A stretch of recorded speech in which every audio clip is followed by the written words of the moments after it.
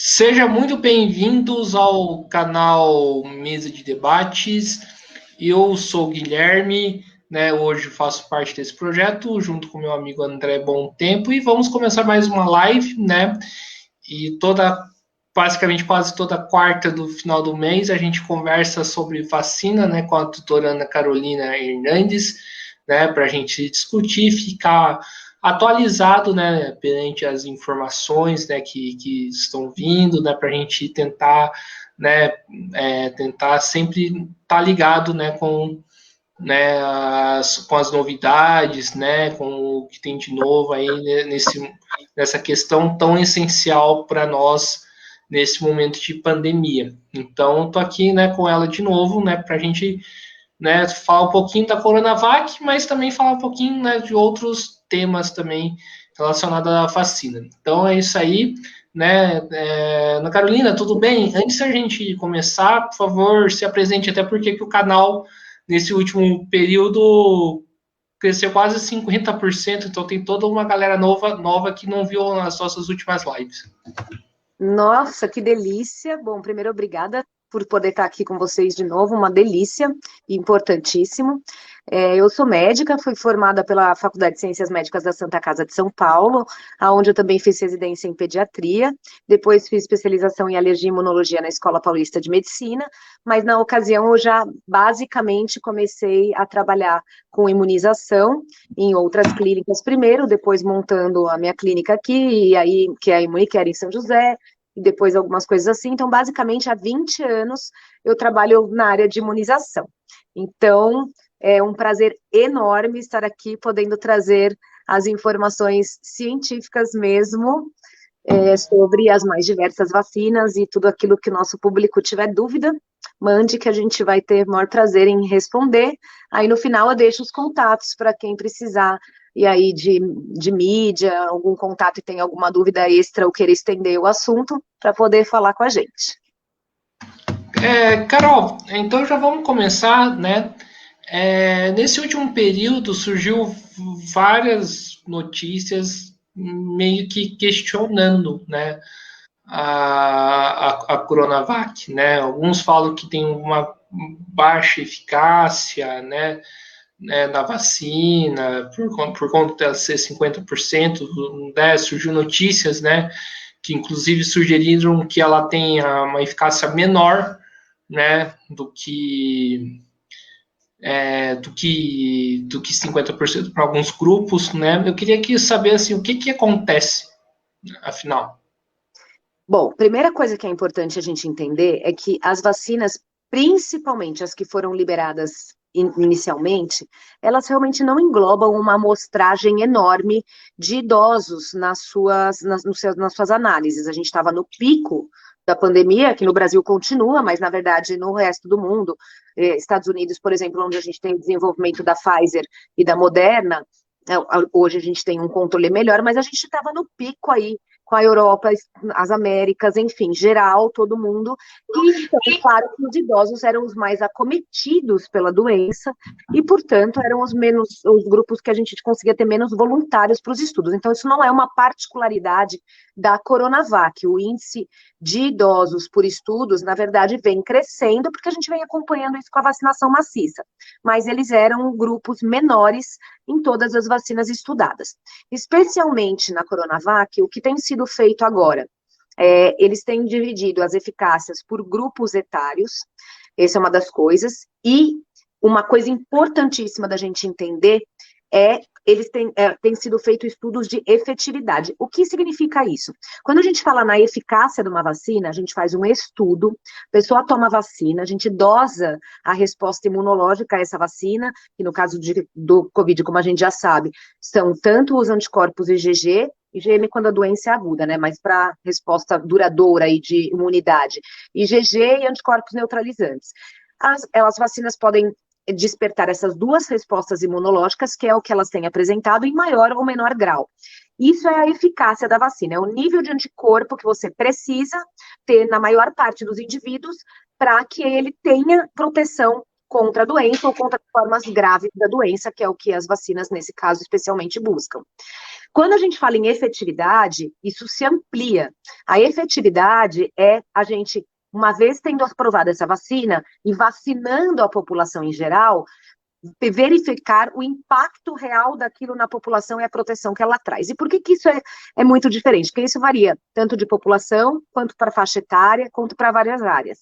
Então, a Coronavac, vale lembrar, é uma vacina numa plataforma muito antiga, das mais antigas que a gente tem. A Pfizer, a Moderna, a AstraZeneca, a própria Sputnik, a Janssen, são plataformas mais modernas. A Coronavac é uma plataforma tradicional de vacinas, que a gente chama de primeira geração, na qual você inativa o vírus inteiro, integralmente. Portanto, você vai deixando aquele vírus menos potente, com substâncias químicas, formol, até que ele não tenha poder nenhum de replicação, mas ele mantém a sua estrutura para que o organismo reconheça aquilo e crie imunidade. Essa plataforma tem uma vantagem. Quando a gente tem mutações, a gente ocasionalmente perde algumas estruturas, mas outras podem ser semelhantes, e a vacina ainda tem resposta. Por outro lado, ela não é produtora de uma grande resposta imunológica para determinado fragmento do vírus. Isso é já sabido, ou seja, para as pessoas aí, para o nosso público nos entender, quando a gente faz uma vacina que ela é muito ampla na sua estrutura, a gente perde sim um pouco no nível de anticorpos, geralmente, que ela desencadeia. Quando a gente faz uma vacina de uma parte específica do vírus, a gente tende a ter uma resposta maior para aquilo. Porém, se aquela parte específica realmente mudar completamente, a gente precisa mudar completamente a vacina. Então, esses são os dois pesos que a gente tem, e com base neles vem se fazendo os estudos de efetividade das mais diversas vacinas nos lugares. Então, o que aconteceu com a Coronavac? A Coronavac ainda gera dúvidas em várias pessoas. A primeira coisa que é interessante as pessoas entenderem é como as populações têm, sim, variações de resposta à vacina. Então, às vezes, a gente fala, ai, que besteira fazer um estudo em tal lugar. Não, mas não é, porque o metabolismo do indivíduo, a depender da sua raça, pode variar, e a resposta imunológica pode variar, coisa que a gente já tem visto, e aí para frente a gente pode falar. Mas, sobretudo, a gente sabe que os idosos, eles tendem a ter respostas vacinais piores. Isso é para toda vacina. Se a gente fizer um estudo segmentado de eficácia para as outras vacinas, considerando só idoso, também haverá diferença. Pode ser uma eficácia mais alta, mas não será a melhor de todas, possivelmente, neste grupo dos idosos. A eficácia tende a cair para qualquer vacina. Porém, com a vacinação transcorrendo, principalmente nas suas fases iniciais, aí a gente teve uma mudança significativa do perfil de internação e de mortalidade dos idosos, que são aqueles que, na teoria, respondem pior à vacina, na prática, em termos de ocupação de leito hospitalar. Os estudos apontam aí uma eficácia em torno de 28%, 30% para algumas faixas etárias acima aí de 60 anos, principalmente acima de 80. E para as faixas etárias mais jovens, eficácias mais altas, o que era de se esperar. Mas vamos lá, isso é eficácia, estudo de anticorpo e dosagem. A hora que a gente traz isso para o meio, não é isso que a gente observa. Em termos de efetividade, a primeira coisa que o nosso público tem que entender é que a resposta tem sido muito melhor. Então, como a gente avalia essa efetividade? Se esse nível de eficácia traz ou não uma proteção real para a sociedade? A gente faz estudos que a gente fecha populações, e isso tem sido feito no Brasil com ótimos resultados. O pessoal pega um município, isola, vacina maciçamente até 18 anos, e isso já foi feito, e observa-se o impacto da doença, internação e morte. E, na prática, essa eficácia tem sido muito alta, acima de 80%. Então, essa é a primeira coisa. Não dá para a gente se ater só ao dado laboratorial do nível de eficácia gerado. A gente precisa ver o impacto disso na população, que, na verdade, é o mais importante. E aí, sim, a gente tem tido resultados melhores. Mas, eu volto a lembrar, como a gente tem falado aqui, a vacina é uma coisa específica para um agente. E olha a quantidade de mutações que a gente tem tido. E a Coronavac é uma vacina numa plataforma mais antiga para o vírus original de Wuhan, na China. que hoje representa quase nada no Brasil. A gente tem 80% da cepa P1, por exemplo. Então, por mais que a vacina tenha eficácia para a cepa P1, assim como para outras cepas, claro que não será a mesma. Então, também a gente vai perdendo nisso. Por isso, a gente insiste nos 2 pontos aí em que a gente martela constantemente, em que as pessoas precisam manter os cuidados para que a gente possa achatar a curva, diminuir a velocidade de transmissão e, com isso, diminuir o ritmo de mutação e, paralelamente, ampliar a cobertura vacinal de uma maneira mais rápida para que a gente consiga ter, então, uma cobertura ampla e um impacto maior. Então, essa combinação de fatores é muito importante e a gente também não tem alcançado isso adequadamente no Brasil. Então, a gente tem um índice de transmissão gigantesco, a gente mantém internações, mas, mesmo com relação a essa eficácia, que é, em alguns grupos, menor, a gente tem hoje uma mudança nítida do perfil de ocupação hospitalar, com a ocupação sendo, na sua maioria, pelos grupos que não foram vacinados. A gente tem idoso internando? Claro que sim. A gente tem idoso falecendo, assim como outras pessoas imunizadas? Sim. Porque, volto a repetir para vocês, gente, não existe vacina 100%. É uma coisa que é muito noticiada, assim, é uma das maiores críticas que eu tenho às mídias em geral, porque, na verdade, os estudos são feitos com amostra. Quando você tem 100% daquela amostra, a gente fala o resultado é 100%. Mas a gente sabe que não existe vacina que responda a 100%. Nenhuma. Não para Covid, para nenhuma doença. A gente tem 1%, 2%, 5%, 15% de falha vacinal, a depender da vacina, como acontece para sarampo, para cachumba. Então, isso era esperado, que na hora que a gente vacinasse maciçamente a população, a gente teria aí alguma falha. No nosso caso, a gente nem vacinou maciçamente. Então, essa falha, claro, que acaba aumentando. O que a gente quer dizer com isso? Aquele indivíduo que, por uma razão individual, responde pior à vacina, ele estaria protegido se todo mundo ao redor estivesse, mas ele não estará bem protegido porque todo mundo ao redor não está protegido e o vírus, então, consegue circular melhor. Então, a Coronavac, para que as pessoas entendam, é mais ou menos isso. Os estudos de efetividade da Coronavac no Brasil têm bons resultados. A eficácia varia, mas, na verdade, a gente precisa avaliar locais em que a vacinação é feita maciçamente para tentar prever esse impacto. E, com base nisso, o Butantan, já há algum tempo, começou a solicitar o desenvolvimento da vacina Butanvac, que nada mais é do que uma adaptação da Coronavac para a cepa P1, que ocupa aí cerca de 80% no nosso país, se esse perfil não se modificar. E claro que esperamos que com isso a eficácia para a cepa P1, ou seja, especialmente para o nosso meio, seja inclusive maior que a Coronavac. E isso, tanto para o Guilherme como para os nossos espectadores, é importante de entender, já era uma coisa que a gente esperava. Logo no início, quando a gente começou a não ter um ritmo de vacinação grande, não ter uma cobertura vacinal em massa, e, junto com isso, muitas variações, o meio científico todo vem alertando. Precisamos melhorar isso, porque uma hora haverá uma variação que exigirá a modificação da vacina. E isso vale para as demais, porque a gente pode ter alterações ainda maiores ou estruturais e as demais também não terem eficácia boa. Elas têm, mas têm falhas já começa a cair, claro, porque está mudando a estrutura original. Mas pode ser que uma hora a gente tenha que mudar isso de uma maneira completa e absoluta, o que não traz um processo tão longo, geralmente, porque a gente já tem a plataforma vacinal aprovada, a gente troca aquele segmento, mas traz toda uma mudança no ritmo de produção e de atendimento à população. Então, basicamente, é esse ponto em que a gente está hoje. A gente teve a população vacinada aí já faz tempo, né? Os primeiros, lembro aí para todos os nossos ouvintes que os primeiros contemplados com a Coronavac maciçamente foram os profissionais de saúde da linha de frente, que já estão indo para mais de 6 meses de imunização. E não conseguimos vacinar o restante da população. Então, daqui a pouco já deu um ano, a gente não sabe nem se vai manter essa plataforma ou mudar a vacina, e esses profissionais terão que ser revacinados, sobretudo porque são os mais expostos a isso. Então, o momento atual é um momento de rever o impacto da Coronavac nas comunidades. Então, chama muita atenção, por exemplo, o Chile, no qual a cobertura vacinal foi boa e ampla, mas o impacto da vacina não, diferente de muitas outras regiões, inclusive do Brasil, mas em outras partes do mundo, e a gente não sabe explicar se isso é uma variação pessoal ou se tem alguma cepa circulante lá muito diferente que a vacina não responda, ou uma combinação possível dessas duas coisas, mas o fato é que a gente percebe que com as variações aí crescendo e com a vacinação num ritmo que não chega a ser satisfatório, a gente cada vez mais está exposto a ter, né?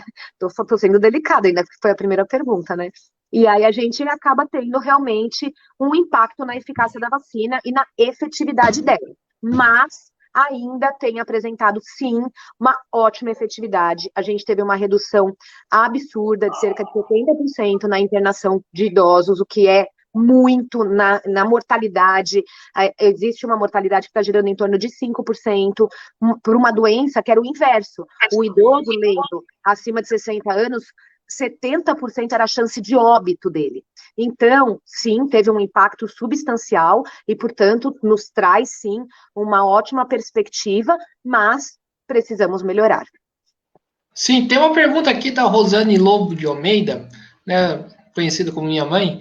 Eu queria que você respondesse. Que ela fala: é correto afirmar, então, que essas vacinas não têm efeito no controle da epidemia, mas sim dos sintomas? Não. Por que não é correta essa afirmação? Na verdade, ela é efetiva para o controle da epidemia mais do que dos sintomas. Porque, na verdade, as vacinas, em primeiro lugar, elas são desenvolvidas, sobretudo, para internação, né, forma grave e morte, não para os sintomas. O sintoma é um benefício a mais, ou seja, o sintoma leve. E também ela não visa simplesmente proteger da forma grave ou da própria doença e do sintoma. Mas o que ela busca é, no momento em que todos os indivíduos estão vacinados, que o vírus não tenha espaço para circular. É aí que se faz importante o controle da pandemia, e esse é o principal objetivo da vacinação e da cobertura vacinal em massa. Como isso acontece? Então vamos lá para a gente entender. A vacina, ela tem dois objetivos. Um objetivo, ele é individual, e em termos individuais, sim, é correto afirmar que ela tende a ter um impacto sobre sintomas, menor para sintomas leves, nos quais a gente sabe que a gente tem aí uma efetividade um pouco mais baixa, mas, sobretudo, para prevenir internação e morte. Individualmente, esse raciocínio é correto. Mas quando a gente pensa em termos de saúde pública, de coletividade, a gente busca duas coisas. A gente tenta observar se a vacina inibe o estado de transmissor. Quando a gente toma uma vacina, esse vírus ou bactéria, né, para a qual a vacina se destina, não consegue sequer morar na gente, porque o nosso nível de defesa é tão alto, que esse vírus sequer coloniza os nossos tratos respiratórios, digestivos, etc., a gente tem uma efetividade muito maior na rapidez aí do controle da pandemia. A gente viu que a gente não tinha informação sobre isso, sobre as vacinas, e aparentemente elas não agem desta maneira, as vacinas para a Covid. Então, como elas fazem a gente ter um controle da epidemia? A partir do momento que todo mundo está vacinado, eu tiro o hospedeiro do meu vírus. Ele não tem onde entrar no meio daquela população, porque todo mundo está vacinado. O vírus entra em mim e não causa doença. Não tem o efeito que ele queria, tchau, acabou. Então, eu controlo a pandemia. Claro, eu controlo os sintomas. Eu posso pegar o vírus de forma assintomática ou leve? Sim. Mas eu controlo a pandemia por quê? Porque eu controlo o acometimento de grupos que são mais suscetíveis e que podem não ter sido vacinados ou ter tido boa resposta vacinal.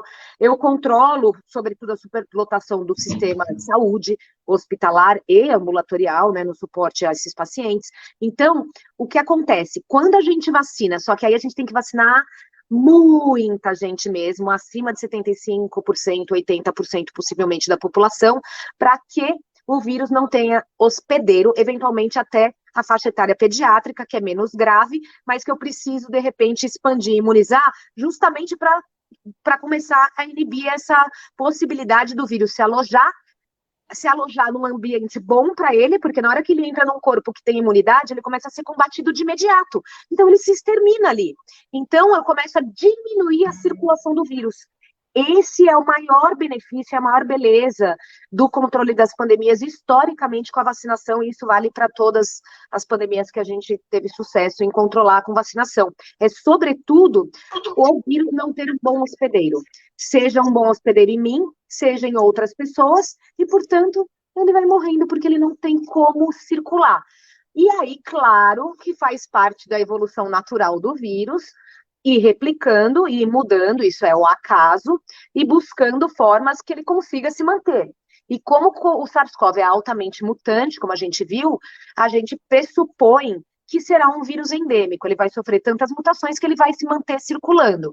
E a gente protege, sobretudo, das formas graves, tenta diminuir os hospedeiros de maneira geral, para que esse vírus comece a não se multiplicar e que, eventualmente, ele seja extinto.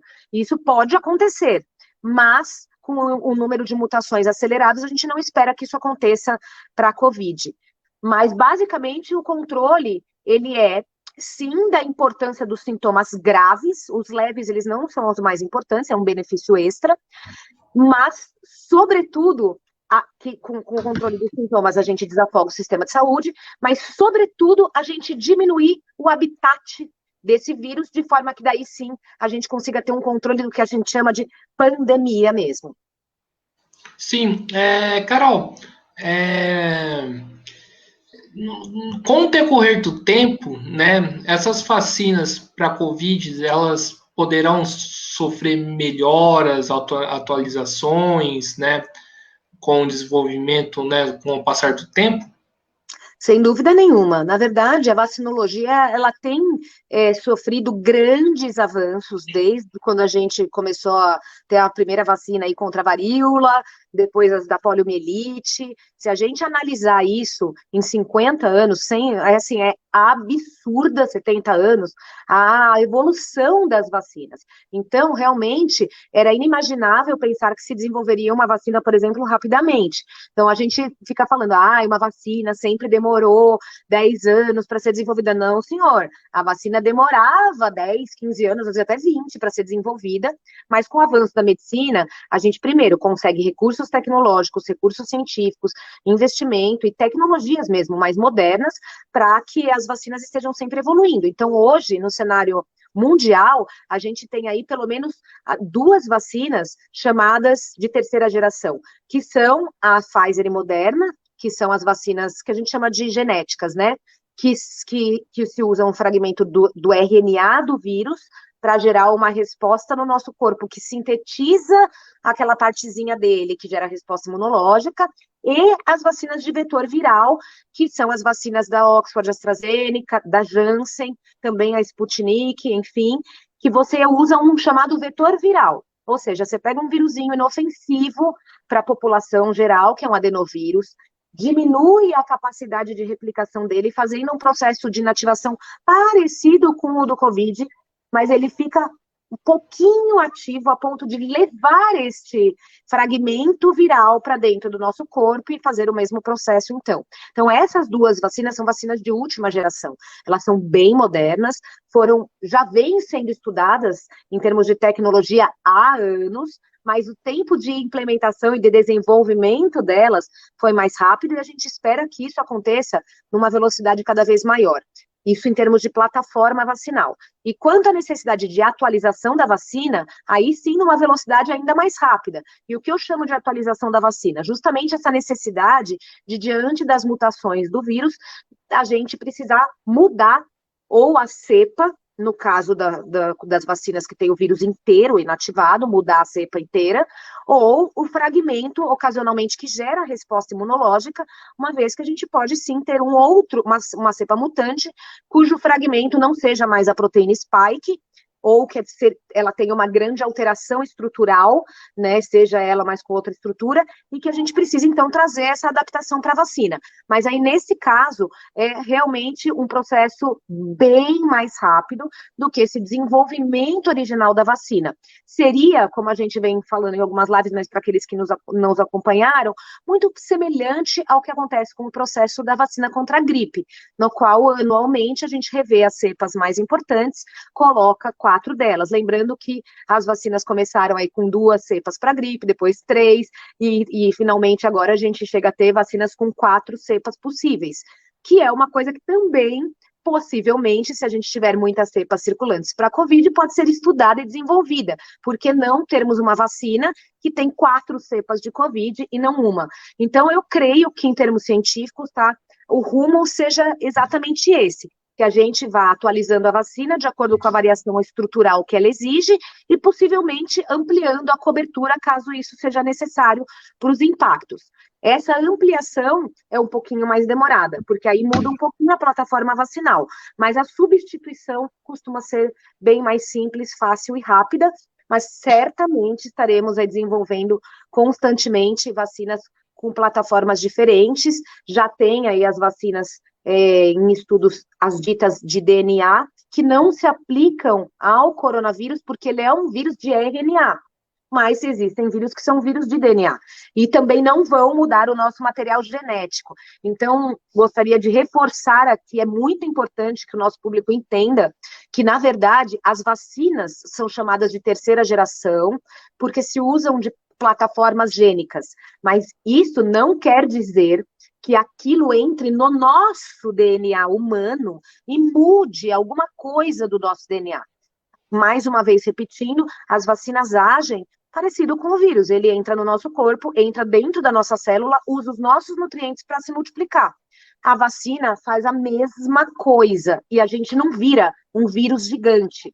Então, é a mesma coisa. A gente usa, a gente estudando o efeito do vírus, programa a plataforma e desenvolve plataformas vacinais. Então, não há integração do material genético do vírus com o nosso, nem transformação do nosso material genético. Essas estruturas se utilizam da produção de proteínas e citocinas do nosso corpo para sintetizar um anticorpo, mas elas não se incorporam ao nosso DNA, então nenhum risco de nenhuma mutação gênica em ninguém tomando vacina. Sim, tem outra pergunta aqui, Carol, da Liliana Pitar, né? Quem tomou as primeiras doses da Coronavac, né? Poderão ou deverão tomar essas novas vacinas proporcionais à saúde? Possivelmente sim, Lena, agradeço super a pergunta. Possivelmente sim, por quê? Por 2 razões. A primeira delas não é nem porque foi a Coronavac, é porque a gente não conseguiu vacinar a população inteira. Então, o que está acontecendo é justamente isso. Os profissionais da saúde que tomaram a vacina já tomaram há 6 meses atrás a vacina, 7 meses, daqui a pouco 7 meses. A gente vai estar acabando de vacinar a população no fim do ano e esses profissionais estarão vacinados há 10 meses. E possivelmente os títulos de anticorpos caem e será necessária uma revacinação. Isso é uma coisa que segue em estudo, mas que cada vez mais tem demonstrado sinais aí de que possivelmente precisaremos de revacinações periódicas, especialmente para a plataforma da Coronavac. Isso me parece que para esse tipo de vacina de primeira geração, necessitaremos de doses subsequentes aí, possivelmente anuais ou bianuais, mas sim, precisaremos de outras doses. Para a Pfizer e Moderna, tem alguns estudos que tendem a mostrar a formação de centros germinativos, eu não vou entrar nisso porque é extremamente científico, mas que podem gerar uma resposta mais prolongada. Mas mais prolongada quanto? Não sabemos, porque isso só acompanhando as pessoas por 1 ano, 2 anos, mas particularmente eu sou uma pessoa que crê que pouquíssimas vacinas, como acontece com, por exemplo, a febre amarela, geram imunidade para a vida toda com uma dose. Então, é muito comum e frequente, muito mais comum e frequente que nós necessitemos de reforços do que de que isso não aconteça. Essa é a primeira parte da sua pergunta. A segunda, pelo que eu entendi, teremos que ter reforços com outra vacina? A resposta é, não teremos, mas podemos. Então, nesse sentido, a gente tem muitos estudos em avanço que mostram, primeiro, a segurança de se usar vacinas de laboratórios diferentes para o esquema vacinal, o que é muito positivo. O que eu quero dizer com isso? Aquela pessoa que tomou, de repente, uma dose, né? O principal estudo foi com a AstraZeneca e a Pfizer, por conta dos casos de trombose raros, mas pensa, a pessoa que teve uma reação grave à vacina não deve tomar a segunda dose daquela vacina, isso é um preceito. Então, para esses indivíduos que tiveram reação grave, como a gente completaria a vacinação? Então, começaram a se fazer estudos misturando outras plataformas vacinais, lembrando que são plataformas diferentes. Então, aquela pessoa que tomou AstraZeneca, não adianta tomar Janssen, porque a mesma plataforma tem o mesmo evento adverso grave. Sputnik, mesma coisa. Então, essa pessoa teria que tomar uma plataforma diferente, ou Coronavac ou Pfizer. O estudo foi feito com a Pfizer, o estudo de segurança é absoluto, não tivemos problema nenhum, até porque as vacinas foram demasiadamente estudadas em termos de segurança, e a eficácia foi espetacular. Então, isso tem se apresentado cada vez mais como uma estratégia de cobertura vacinal, que a gente tenha usado, por exemplo, de repente, 2 Coronavacs e passa uma dose única de Janssen. Pode ser, ainda não tem um estudo formal para apresentar sobre isso, mas é uma possibilidade, sim, que certamente está sendo vislumbrada aí. A gente pode, para quem teve reação grave a uma vacina, dar uma outra dose de outra, especialmente as que estão em estudos. Possivelmente teremos, essa é a minha opinião, para o meio nacional, com a produção nacional de vacinas, uma Butanvac, por exemplo, que será dada para quem tomou a Coronavac. Então, acredito que sim, que se somem outras doses posteriormente, principalmente para aqueles que foram vacinados já no começo do ano com a Coronavac, mas sucessivamente com quem for tendo a sua vacinação aí no transcorrer do tempo já com mais meses de vacinação, isso é possível, mas isso não é uma possibilidade iminente na prática ainda. Por quê? Não temos vacina para isso. Então, na prática, não há uma perspectiva de quem tomou a vacina 6 meses atrás, pelo menos de imediato, ser revacinado, justamente porque nós estamos tentando atingir a totalidade da vacinação dos grupos até 18 anos, já que no Brasil a gente não tem o calendário estendido para 12 anos, como outros países já têm, mas futuramente possivelmente teremos, e também não temos a disponibilização de compra pela rede privada dessas vacinas, de forma que ocasionalmente pudesse haver essa complementação, o que, a meu ver, na verdade, seria uma forma de reforçar, enfim, a vacinação, mas é fundamental que seja revisto isso em termos públicos, já que muitos profissionais da linha de frente, das mais diversas áreas, demandam, eventualmente, disso e nem sempre tem poder aquisitivo. Então, quando a gente fala de uma doença com impacto de pandemia como esse, é essencial que a gente tenha essa disponibilização na rede pública e que a rede privada seja um plus para aqueles que estão fosforilando para onde vão viajar ou o que eles acham que sabem mais sobre qual é a melhor vacina, enfim, mas seria uma opção, né? Não dá para a gente contar com isso em termos populacionais como uma obrigatoriedade, mas sim acredito que venham doses adicionais que sejam necessárias, complementaridades. Não sei, não há um plano traçado ainda, especialmente para esses profissionais de linha de frente para fazer outra dose, mas eu creio que isso se apresente, mas sobretudo eu creio que no futuro, especialmente para o ano que vem, que nós teremos sim a revacinação, inclusive geral da população, e que a gente possa fazer aí com segurança, ocasionalmente, o uso de outras doses de vacina para quem isso sim já está possivelmente bem estabelecido, para quem foi vacinado com uma dose e de repente tomar outra, ou para quem recebeu 2 doses de uma, depois de determinado período tomar outra, seja para fazer um booster, que a gente chama, né, ampliar a proteção, seja até mesmo para que possa eventualmente circular nos locais em que as vacinas que a gente tem utilizado aqui não são aceitas, que é, óbvio, um benefício secundário, né? Sim, vamos, né, organizar aqui, que tem 2 perguntas, uma da Rita Costa, né, que eu vou lançar, que a gente já conversou aqui já algumas vezes, mas é bom reforçar, né? Ontem assisti um médico dizendo que pode ser que tenha a terceira dose, será mesmo? Então, Rita, é isso que será? A gente pode chamar de terceira dose ou chamar de reforço. Eu creio que sim, que haverão, como eu creio também que a própria Janssen, que é divulgada como dose única, em algum momento tem que ter uma revacinação, porque a plataforma da Janssen é igual à da AstraZeneca e a da Sputnik, que são em 2 doses. Mas a gente sabe que as primeiras doses geram realmente uma proteção um pouco mais alta. Então, a questão fica em que momento se faz necessária outra dose. Então, eu acredito que sim, que precisaremos de outras doses para todas as vacinas. Quando a gente chama de terceira dose? A gente chama de terceira dose quando a gente tomou uma, depois de um mês outra, e depois de um prazo bem estabelecido outra. Ou seja, para eu ficar primariamente imunizado. Ou seja, eu tomei uma, depois de um mês outra, depois de um mês outra.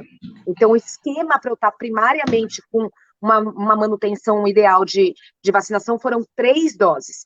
E aí, depois de 1 ano, 2 anos, eu preciso de reforço. Ou eu tenho que tomar, nesse momento, 1, depois 2, depois 6 meses. Esquema primário. São 3 doses, eu não tomo nunca mais na vida. No caso das vacinas para Covid, eu prefiro chamar de reforço porque eu pressuponho, tá, gente? Aí é uma questão, claro, pautada na ciência, no que a gente tem visto até agora, mas ainda não temos a conclusão e o desfecho disso para nenhuma das vacinas, serão necessárias doses periódicas, anuais, enfim, que nem eu falei para vocês, talvez bianuais, mas dificilmente nunca mais.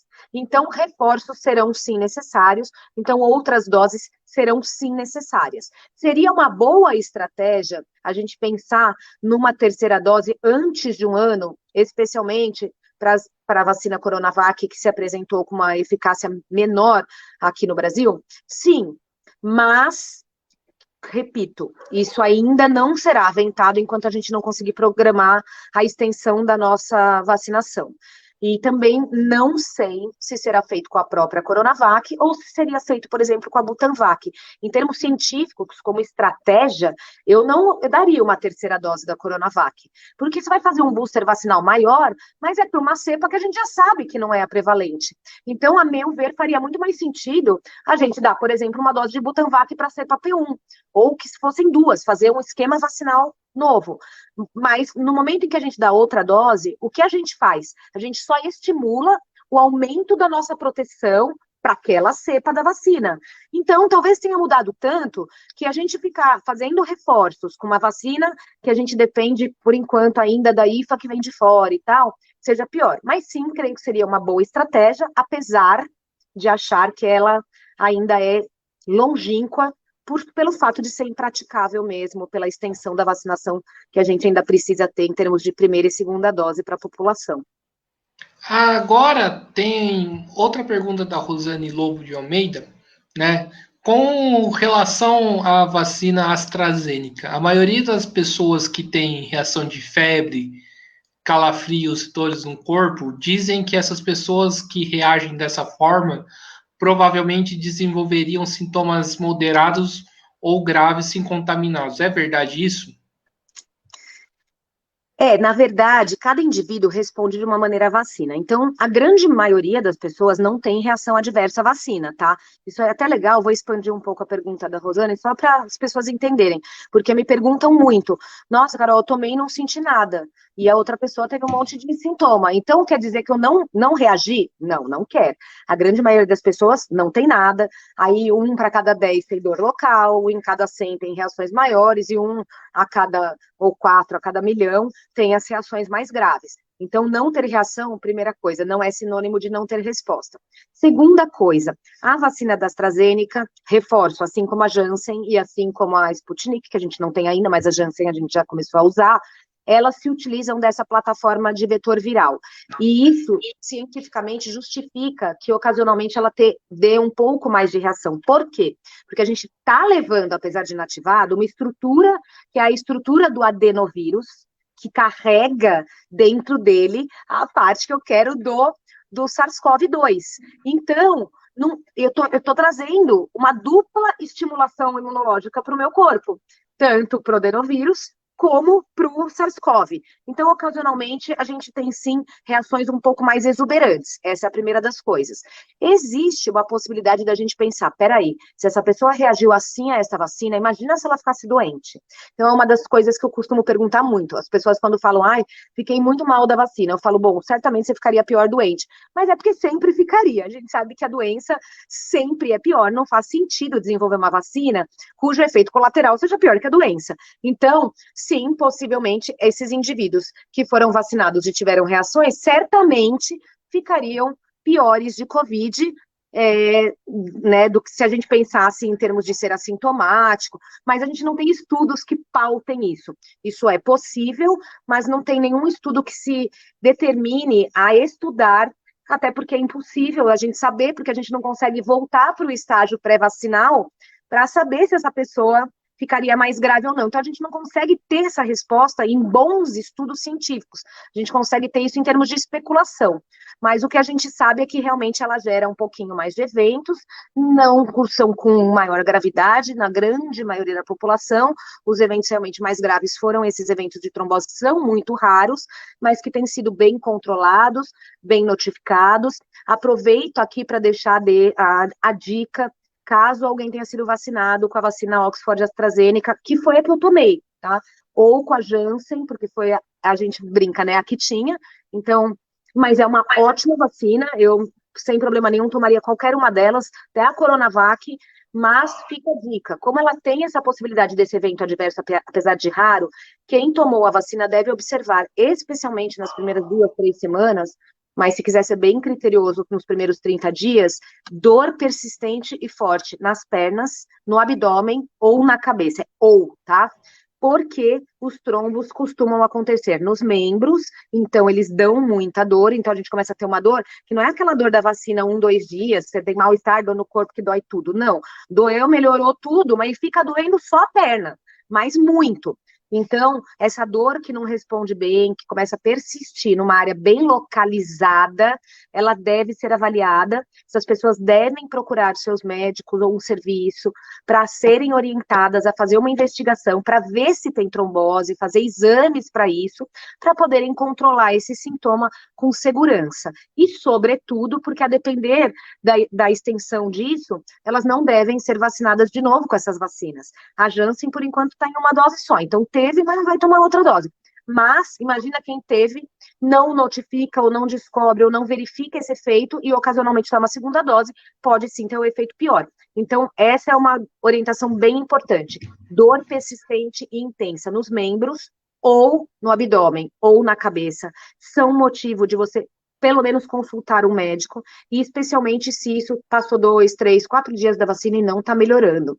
E a depender da intensidade, se você tem dúvida, como isso é subjetivo, procura o médico antes, conversa com alguém da área, para que a gente possa ajudar. Apesar da gente não ter vacina de Covid na clínica privada, como a gente trabalha com isso, a gente recebe muita dúvida. Então, eu recebi muitas de gente que eu nem conheço, reação de vermelhidão, que durou 20 dias, que não é o comum, geralmente dura 5, 7 dias, mas a gente consegue acompanhar, orientar, pelo menos dar um norte no segmento disso, para essas pessoas poderem ter esse cuidado. Mas, de forma geral, são eventos bastante raros, as vacinas são seguras, os eventos que a gente chama de grave, assim, é aquele mal-estar, que é acabado uma semana, mas, na verdade, ou 2 dias, a grande maioria das vezes são 2, 3 dias, tá? E são eventos que passam, e certamente a maior parte desses indivíduos teria a chance de ter um quadro muito mais grave se pegasse a doença mesmo. Carol, vamos agora entrar na questão que eu tenho uma dúvida, né, em relação à questão da vacinação para criança. Né? O que se tem, né, de estudo nesta área? Né? Na verdade, os estudos têm avançado bastante. A Pfizer, que já aprovou a sua vacina a partir de 12 anos, então já é um liquidado. A própria Coronavac tem tido estudos bem avançados, com grande segurança e eficácia na população infantil. A Pfizer, aliás, ela já tem estudos de fase 1 caminhando para fase 2 em bebês de 6 meses de idade e dali para frente. Algumas outras vacinas têm a partir de 5 anos, 12 anos, mas cada vez mais vem se regredindo as faixas etárias, justamente para tentar ter uma cobertura vacinal ampla, populacional, e porque a gente reforça que, apesar da expressão da doença no público infantil ser pequena, e a gente ter 8% de internação, a gente tem sim grupos de risco dentro da faixa etária pediátrica que se beneficiariam dessa vacina, enfim. Então, tanto pelo aumento da cobertura vacinal populacional, quanto pela proteção desses, especialmente desses grupos mais suscetíveis, mas de forma geral, as crianças se beneficiam. E, surpreendentemente, o que a gente tem visto é que a resposta imunológica das crianças às vacinas, os de fase 1 e 2 de bebês, eu ainda não tenho um estudo robusto para apresentar para vocês. Mas, principalmente acima de 5 anos de idade, a gente tem tido respostas fabulosas a vacina. Então, parece que a eficácia, ou seja, o nível de resposta que a criança faz à vacina, tem sido até melhor do que dos adultos. Isso é muito bom. A segurança na infância, que é a fase 1, tem sido excelente. Então, sempre lembrar, gente, para a gente progredir, primeiro critério é segurança. Então, a gente tem sim segurança na aplicação dessas vacinas para o público pediátrico, seguramente com licenciamento a partir dos 12 anos, mas isso será muito provavelmente estendido, principalmente aí até os 5 anos de idade, mas já temos início de estudos a partir de meses de vida, aí, 6 meses de vida, como é com a gripe, para que a gente possa ampliar a vacinação da população e possivelmente esta vacina será licenciada para todas as faixas etárias. A gente vê isso com muito otimismo, possivelmente aí é o caminho. Se isso será incorporado no sistema público para todas as faixas etárias, é outra pergunta. Que vacinas serão utilizadas também, mas hoje a gente tem com segurança a partir de 12 anos e a própria Coronavac, assim como a Pfizer, trazendo esses estudos para fases de idades anteriores com ótimas respostas, mas ainda sem previsão de liberação abaixo de 12 anos para uso, tá? Acima de 12 anos, essas vacinas têm sido utilizadas, os Estados Unidos vai vacinar, Canadá, muitos outros países, especialmente nas vacinas da Pfizer, porque elas já estão mais adiantadas em estudos de fase 1, 2 e 3, para as outras faixas etárias. Mas é possível que isso seja expandido para as demais vacinas também. Sim, tem uma pergunta que eu acho de extrema importância aqui, novamente da Rita Costa, né? Que acho que seria interessante a gente responder. No caso da minha filha, que teve várias tromboses nos acessos que ela precisou devido às medicações enquanto esteve internada, ela tomou AstraZeneca. Após 2 dias que me toquei disso, corre algum risco ainda na segunda dose? Entrei em pânico depois. Eu não posso dizer que é zero, Rita, porque na verdade, mas foi excelente. Na verdade, eu queria até tranquilizar, porque a gente fica pensando, nossa, eu tenho uma doença, ou eu tive uma trombose, então eu vou ter trombose, ou vou ter mais chance de ter trombose pela vacina. E não necessariamente, tá? A trombose específica que as vacinas de vetor viral têm causado, ela é uma trombose muito rara. Não basta ter trombose, é uma trombose bem específica do fator de coagulação. Então, assim, não é geral, tanto que ela teve e ficou bem, mas pode acontecer na segunda dose, sim. As chances de reação vacinal na segunda dose, gente, elas são menores, geralmente, do que nas primeiras doses, tá? Geralmente. Por quê? Porque é a primeira vez que você entra em contato com aquela vacina. Então, obviamente, aquilo é do maior impacto no seu organismo. Depois, a gente faz um booster. Então, em geral, na segunda dose, o que a gente tem mais, às vezes, são efeitos locais, principalmente quando elas são aplicadas próximos, 21 dias, mas não tende a se intensificar sintomas de trombose, por exemplo, mais na segunda dose do que na primeira. A gente não tem uma análise que demonstre isso, não, tá?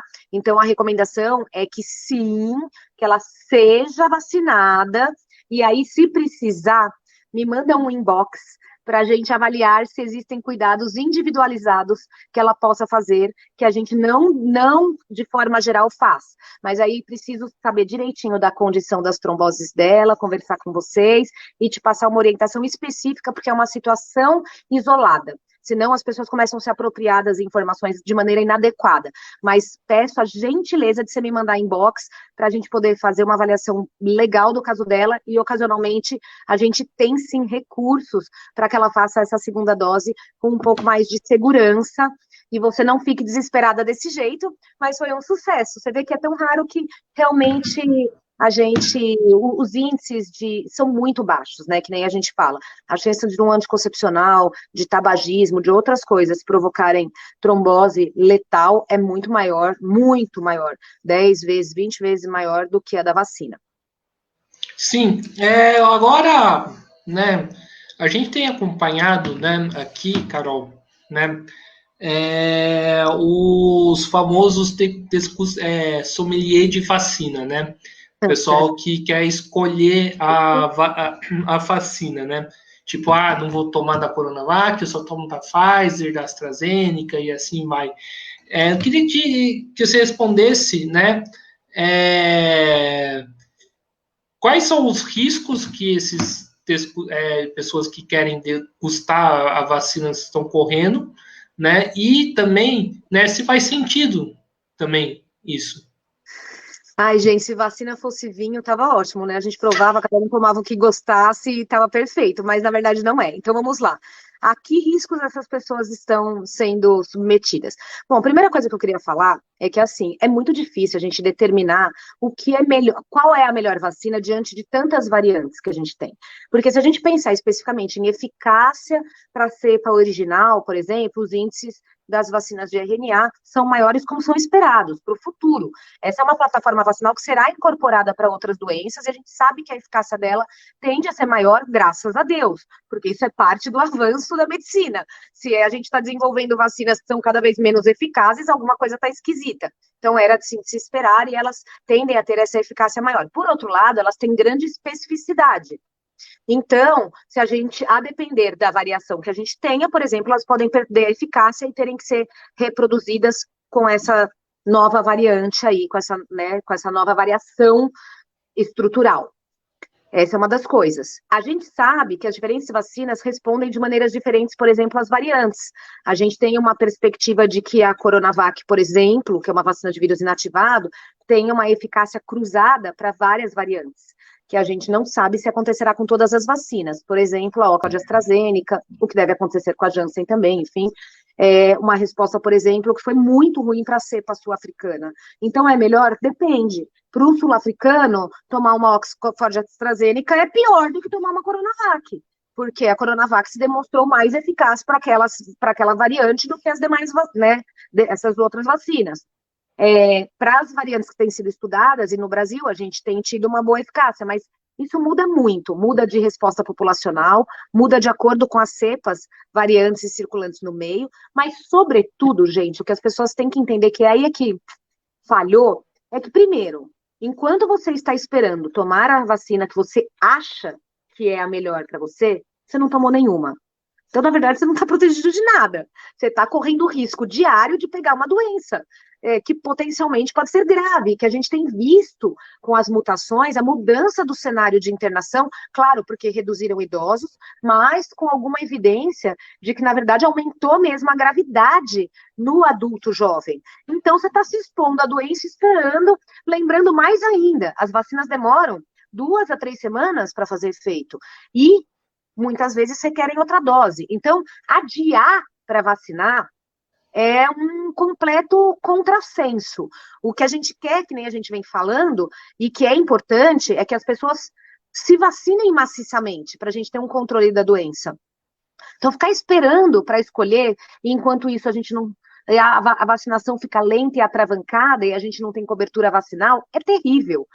Os Estados Unidos agora teve uma vacinação com uma cobertura bem maior, né, inicial, mas tem uma grande resistência, os movimentos anti-vacina lá são muito fortes, e muitos grupos não procuram vacinação, eles estão se recusando a vacinar, e eles estão começando a lançar estratégias de campanha, especialmente para atingir os mais jovens, para que eles se vacinem, estratégias de campanha de mídia mesmo, maciças, para que essas pessoas se vacinem. Então, assim, é fundamental, primeiro, a pessoa entender que enquanto ela espera uma vacina, ela não está vacinada. Enquanto ela espera uma vacina, ela é uma pessoa que pega a doença, que fica ruim, que pode ocupar um leito hospitalar. Enquanto ela espera a vacina, e se isso acontece, ela transmite a doença para tantas outras pessoas. Então não faz sentido nenhum, e não tem nenhuma colaboração, e não tem nenhuma coletividade em a gente ficar selecionando vacinas neste momento. Isso é uma atitude de extremo individualismo, de extremo egoísmo, beira a futilidade, com todo respeito, claro. A pessoa, é óbvio, gente, que todo mundo quer viajar, que aqueles que podem viajar e sair do país, que lindo, que legal, mas assim, falta um pouco de humanismo até quando eu fico escutando isso, a pessoa pensando que ela vai tomar uma vacina esperando para ela poder viajar, sendo que a gente tem só no Brasil mais de 500 mil mortos, a gente tem uma situação que, assim, super legal viajar, mas a gente quer viajar em segurança, com o mundo em segurança, com o controle da doença, enfim, para isso, a gente precisa vacinar rápido. É isso que as pessoas têm que entender. Então, a gente critica a velocidade da vacinação, mas o próprio ser humano está contribuindo para que ela seja mais lenta ainda, mais morosa. Porque a gente, não, eu vou esperar, não vou essa semana, porque eu vou na outra, porque eu quero pegar outra vacina, porque eu não sei o quê. Enquanto que, na verdade, a gente deveria, especialmente num país com a cultura médica que a gente tem em termos de vacinologia e com o número, tanto em termos de SUS, né, com a cobertura vacinal que a gente tem, como em número de estudiosos, de institutos produtores de vacina, todos falando, por favor, precisamos vacinar o máximo de gente possível no menor espaço de tempo, a pessoa está selecionando o que ela vai tomar. Pelo amor de Deus, toma a primeira vacina que te aparecer, porque ela vai te trazer alguma proteção, ou seja, você não está suscetível, e você ajuda no controle da pandemia, que nem a gente conversou antes aí com a pergunta da Rosana anterior. E com isso, depois você vê, depois uma hora vai ter a vacina comercializável, a pessoa que quer ir viajar para fora, ela tem dinheiro, se precisar, ela faz uma quarenteninha de 14 dias num lugar, espera, toma outra dose de vacina, eu não sei. O que eu quero dizer é, esse não pode ser o nosso maior problema. A partir do momento em que uma escolha individual, no meio de uma pandemia, é o maior problema, alguma coisa está de errado no ser humano. Na verdade, é uma questão que extrapola a vacina, a epidemiologia, a saúde pública. A gente tem que pensar em como a gente está vendo o coletivo, um coletivo que a gente já viu o impacto desastroso dele quando a gente não colabora. Então, não faz menor sentido a gente escolher vacina nesse momento, independente do se é melhor ou não. As vacinas todas estão sendo seguidas, todas têm os seus prós e contras, tá? Todas têm. Então, a vacina da Pfizer, por exemplo, ela deu algumas anafilaxias, ela dá pericardite, miocardite, é um dos efeitos. Ninguém fala, porque ela é linda, porque ela é americana, porque ela é perfeita. Gente, nada é perfeito em saúde, em primeiro lugar, nada é 100%. Todas têm prós, todas têm contras, e a gente precisa pôr isso numa balança e entender que mais importante do que isso é a gente estar imunizado. Até porque, mais uma vez eu lembro, além do controle da circulação do vírus e da pandemia, a gente busca reduzir mortalidade e internação. E isso as vacinas trazem em índices bons, ótimos. Ai, mas uma é 95%, a outra é 85%. Gente, mas pelo amor de Deus, a hora que a gente vacinar a população inteira, essa variação desaparece, porque todo mundo se beneficia com o impacto da proteção coletiva. Causado que, né, em outras vacinas nunca existiu isso, né? Nunca. Uma Né? coisa assim, a modernidade gera, é que nem você falou, os degustadores de tudo. A gente tem degustadores de tudo. A gente vive num mundo, fazendo uma pequena reflexão agora, tá, gente? Num mundo em que, na verdade, a gente avançou tanto nas diversas áreas do mundo, tá? Não é só na saúde que eu falo isso.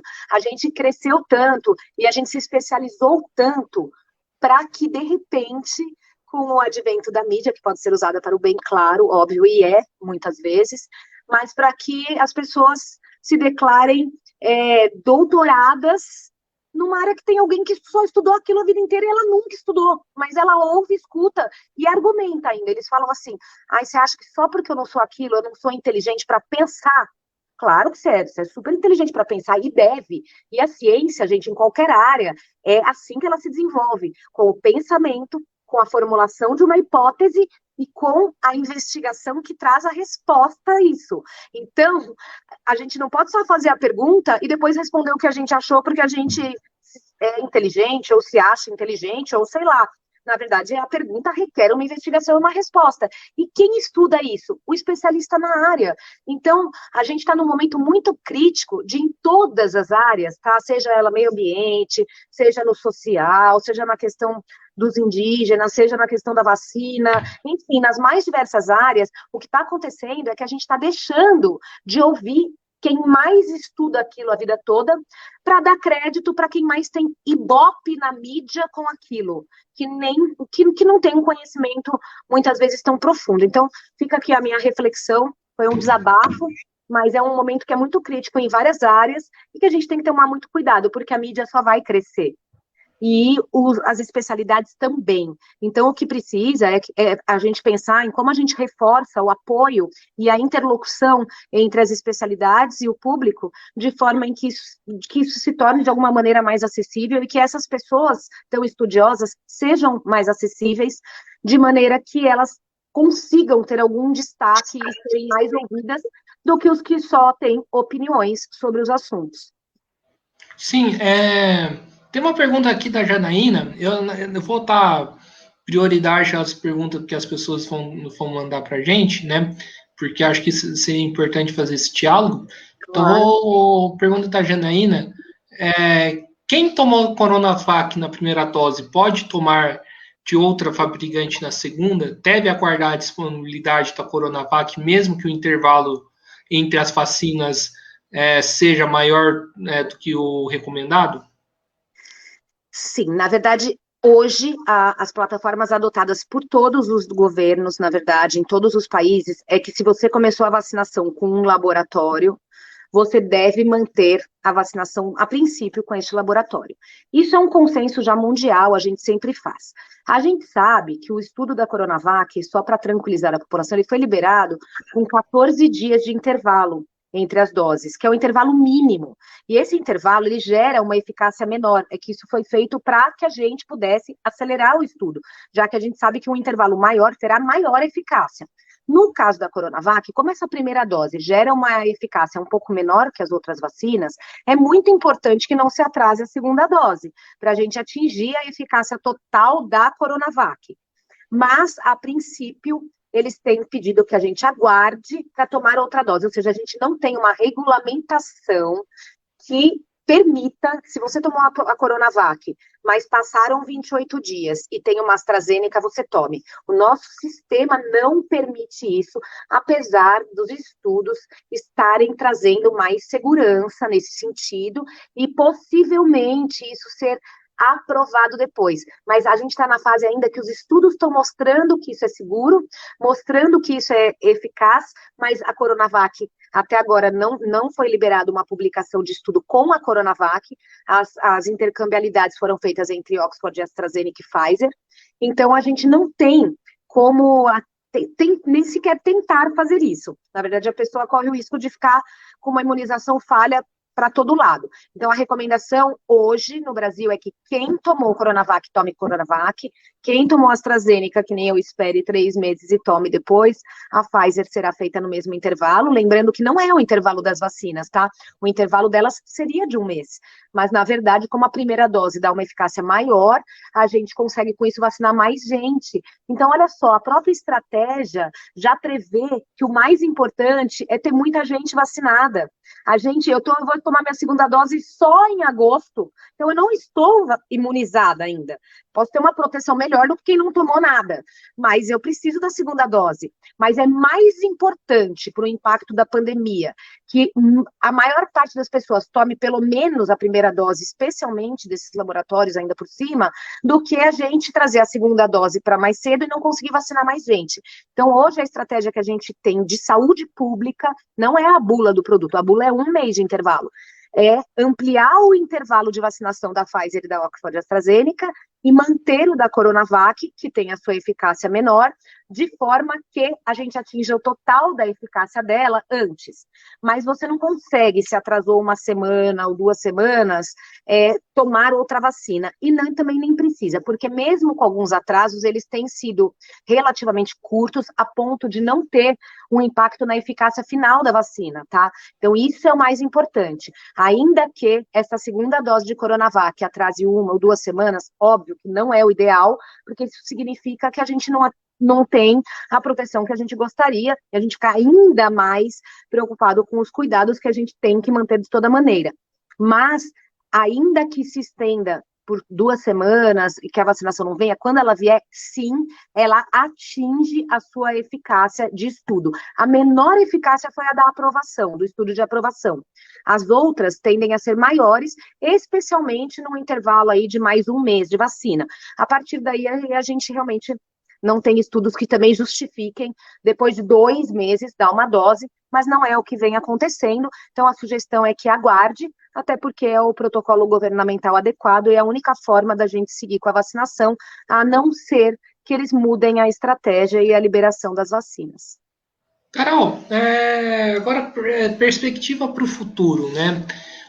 A gente viu que alguns governadores soltaram, né, o calendário de vacinação, falando que vai vacinar até 18 anos em setembro, né? Você acredita que isso é possível? Você acredita que no segundo semestre pode haver uma melhora, né? Como que você enxerga isso? Bom, sem dúvida nenhuma, eu acho que haverá uma melhora no segundo semestre, especialmente se a população de fato aderir à vacinação. O que eu quero dizer, por que eu acho isso? Porque, na verdade, como a gente teve um atraso significativo no início da vacinação, quando o Brasil fechou a sua vacinação, seja ela com qual vacina for, ou seja, sejam elas as que têm produção nacional prevista integralmente, como é a Oxford AstraZeneca e a própria Coronavac, elas têm a previsão de serem integralmente produzidas no Brasil, mas isso é feito por etapa. Então, no começo, como a gente viu, a gente tinha o frasquinho e a gente só punha a etiqueta. Depois, a gente tinha o líquido 2. Depois, a gente tem a possibilidade de produzir a IFA. E, por fim, para a gente ter o processo inteiro. Como a gente demorou isso para essas vacinas? E demorou para fechar a contratação das outras, por exemplo, Pfizer, Janssen, tudo isso, todos os laboratórios nos deram a perspectiva do seu maior número de doses estar sendo entregue tardiamente. Então, a perspectiva é que no segundo semestre a gente consiga receber, por exemplo, da Janssen, um número muito maior de doses do que a gente recebeu. 3 milhões de doses é muito insignificante. A mesma coisa com relação à Pfizer, ou seja, os grandes volumes dessas vacinas devem entrar no país a partir do segundo semestre e a gente avança na produção independente, seja da Fiocruz, né, seja do Butantan. Então, a perspectiva é que seja possível a gente ter uma vacinação mais acelerada, porque possivelmente a gente vai ter mais vacina, que é o que em grande parte tem faltado para a gente. Então, a gente tem, sim, uma grande parte da população querendo a vacina no Brasil, mas que não pode estar lá esperando sua vez para vacinar. Se a gente conseguir ampliar a disponibilidade de vacina, aí depende só do nosso humano, do nosso coletivo de aderir e se vacinar. Então, sim, é possível que no segundo semestre isso seja feito de forma mais acelerada, tá? É possível, a gente tem toda a estrutura para isso. A gente tem gente capacitada, a gente tem estrutura de postos, o SUS tem como fazer isso. Aqui em São José dos Campos, especificamente, né, da região que a gente para que se tenham outras pessoas de outras áreas, a gente tem batido recordes sucessivos de vacinação, quando a gente tem vacina disponível, chegando a 14 mil doses por dia, tá? Numa cidade que a população são de 700 mil habitantes, então sim, é possível. O que a gente precisa é ter vacina para transformar essa hipótese num ato, né? Então, a gente precisa, em primeiro lugar, ter o produto e, nesse sentido, a perspectiva do segundo semestre é melhor do que a do primeiro. E aumentar aí a mídia e todas as questões relacionadas à adesão vacinal para que a gente tenha mais gente se vacinando. Dentro desse cenário, se você me falar, tudo bem, Carol, mas 15 de setembro, né? Não sei, tá? Se 15 de setembro a gente consegue. Porque eu não sei se a gente consegue receber vacina. A gente tem tido sucessivas falhas aí, pequenas falhas de recebimento. Então, se a gente não receber, a gente não consegue. Mas que deve ser melhor e que a gente espera que cada vez mais a gente possa acelerar a vacinação. Isso sem dúvida nenhuma. Mas temos aí outras questões políticas, né, no meio do caminho. Então, agora foi suspensa a avaliação da Covaxin por razões soberanamente políticas nesse momento. Foi feita uma avaliação do laboratório produtor da vacina, que a Anvisa achou que não tinha condições ideais. A Anvisa é muito rigorosa nisso, então acho que essa avaliação é uma avaliação precisa, que deve ser considerada, apesar de outros ocasionalmente terem aprovado, mas isso pode ser revisto nos protocolos e nos processos dos laboratórios e a vacina ser futuramente aprovada, que é o que a gente estava esperando. Mas aí com esse rolo aí político total da propina, não propina, a Anvisa suspendeu a avaliação da Covaxin. Então, a gente perde de 5 a 20 milhões de doses aí, porque a Covaxin inicialmente estava sendo avaliada em 5 milhões de doses que as clínicas particulares buscavam, e foi noticiado que eram 20 milhões, eu não sei, tá, gente? Porque não chegou a vacina, então a gente não sabe dizer nada. Mas isso vai atravancar. É uma vacina a mais que ocasionalmente poderia estar sendo utilizada e que foi bloqueado o seu processo de avaliação. Ocasionalmente, eu digo, claro que ela tem que ser avaliada, claro que ela tem que ser segura, ela tem que ser implementada com bom critério, mas a gente tem sucessivamente no Brasil tido problemas políticos intervindo na nossa velocidade e capacidade de vacinação. Então, se a gente tiver isso ainda no trâmite, aí a gente não consegue receber todas as doses que precisamos. Mas, especialmente os laboratórios já aprovados, mais ainda Janssen e Pfizer, têm grandes volumes para distribuir no segundo semestre. Se for antes de setembro, melhor. Não creio que eles terão distribuído a sua totalidade de vacinas até setembro. Mas tenho toda a esperança de que isso aconteça. Tem uma pergunta aqui da Rita, que eu particularmente não entendi. Se a Rita puder explicar melhor a pergunta, eu agradeço. Né? E no caso de quando eu for tomar a segunda dose e não ter a mesma da primeira, fica como? Então, a segunda dose, ela é sempre mais eficaz que a primeira. Sempre, tá? Então, é isso que eu queria dizer. Eu acho que, se eu entendi bem, Rita, qualquer coisa você manda uma observação, é nessa situação. Por exemplo, eu tomei uma vacina, parecida com a pergunta da Janaína. Tomei a vacina, era para eu tomar a segunda dose, não tomei.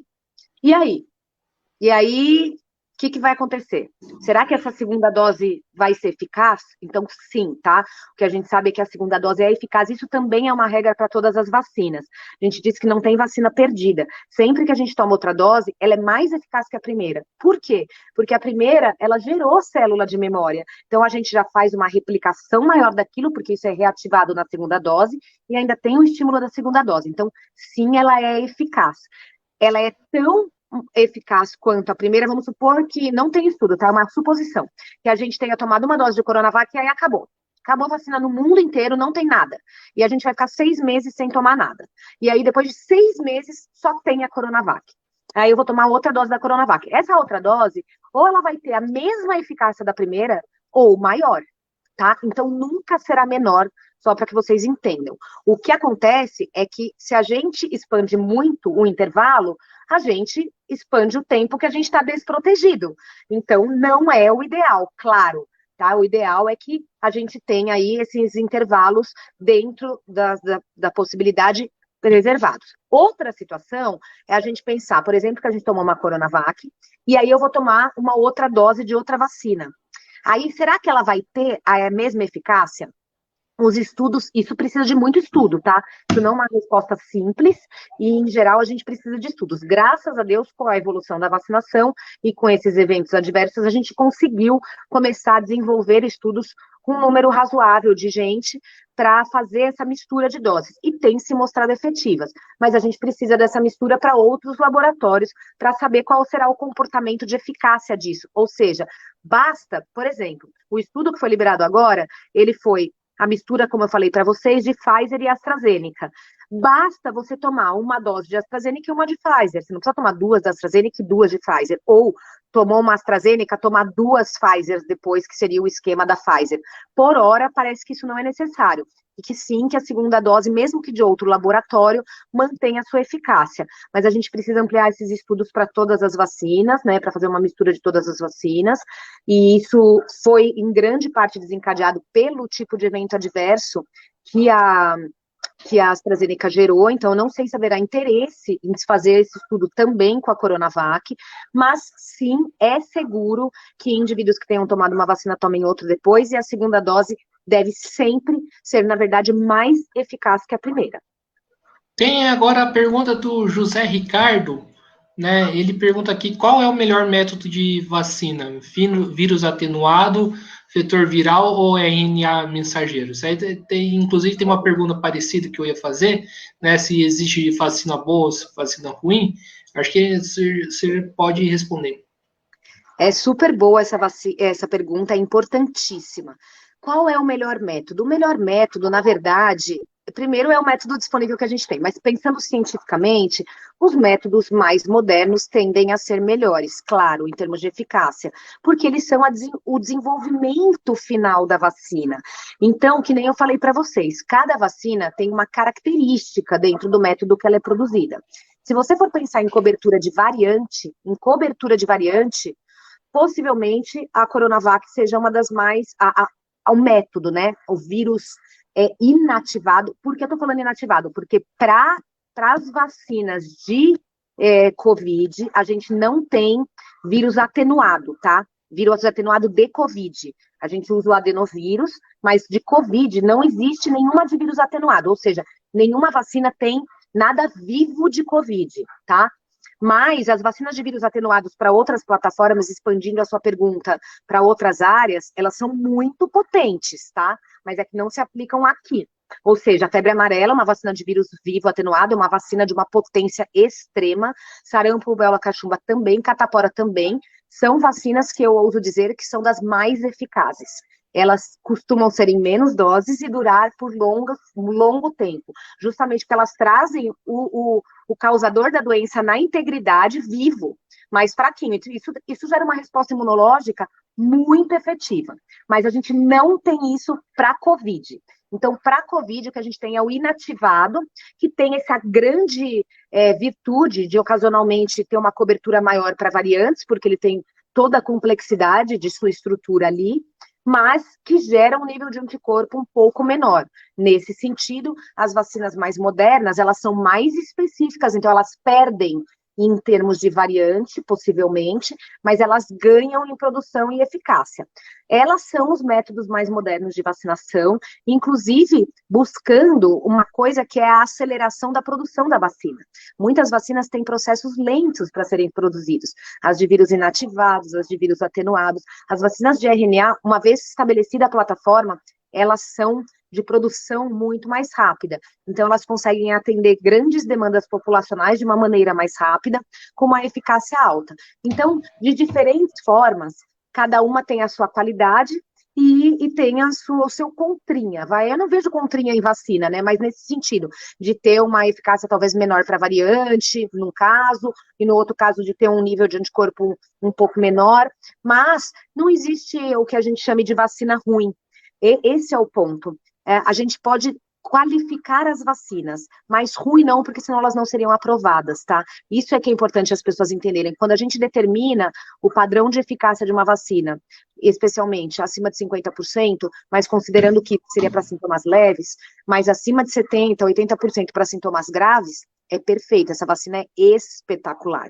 Se você puder ter uma ainda mais, tudo bem, mas na verdade, como objetivo é, sobretudo, formas graves que gerem ocupação hospitalar e morte, na verdade, nesse sentido, não tem vacina ruim, gente. A vacina, elas são exaustivamente estudadas em termos de segurança e são super avaliadas, especialmente nesse quesito de gravidade e morte, que é o que elas buscam. Então, nesse sentido, elas são todas excelentes. E aí a gente fica, às vezes, se apegando nessa questão da filigrana e enrolando para ter uma proteção que, quanto antes a gente tiver, melhor para a gente e melhor para todo mundo que está ao redor. Tem mais uma pergunta aqui da Rosane Lobo, né? Carol, alguma mudança no perfil de contaminação e sintomas em crianças desde o início da pandemia? Algo que requeira a atenção? A maior atenção em termos de crianças, na verdade, é a velocidade de transmissão do vírus descontrolada no nosso meio. Ou seja, o que eu quero dizer com isso? A gente mantém, em termos de internação, de sintomas de crianças, uma variação, uma gama de sintomas muito, muito grande mesmo.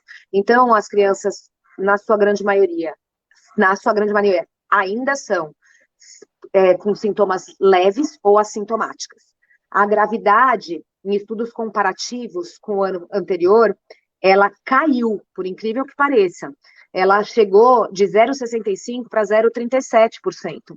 E a gente tem uma mudança do perfil de internação, que também caiu de 8% para 6%. Então, na teoria, a doença estaria melhor para as crianças. O que acontece é que a gente está acumulando ondas no Brasil, e a transmissibilidade é tão grande que a gente tem um maior número de crianças sendo acometidas e, portanto, um maior número de crianças que ficam graves. A porcentagem é menor, mas a ocupação de leitos está maior. Então, nesse sentido de gravidade de expressão da doença, parece que, cientificamente, a gente não tem ainda muitas cepas que gerem maior gravidade para as crianças, mas isso pode acontecer, que nem está acontecendo para o adulto jovem, tá, gente? Então, podemos sim ter cepas que cursem com outras gravidades nas crianças, mas ainda não temos isso.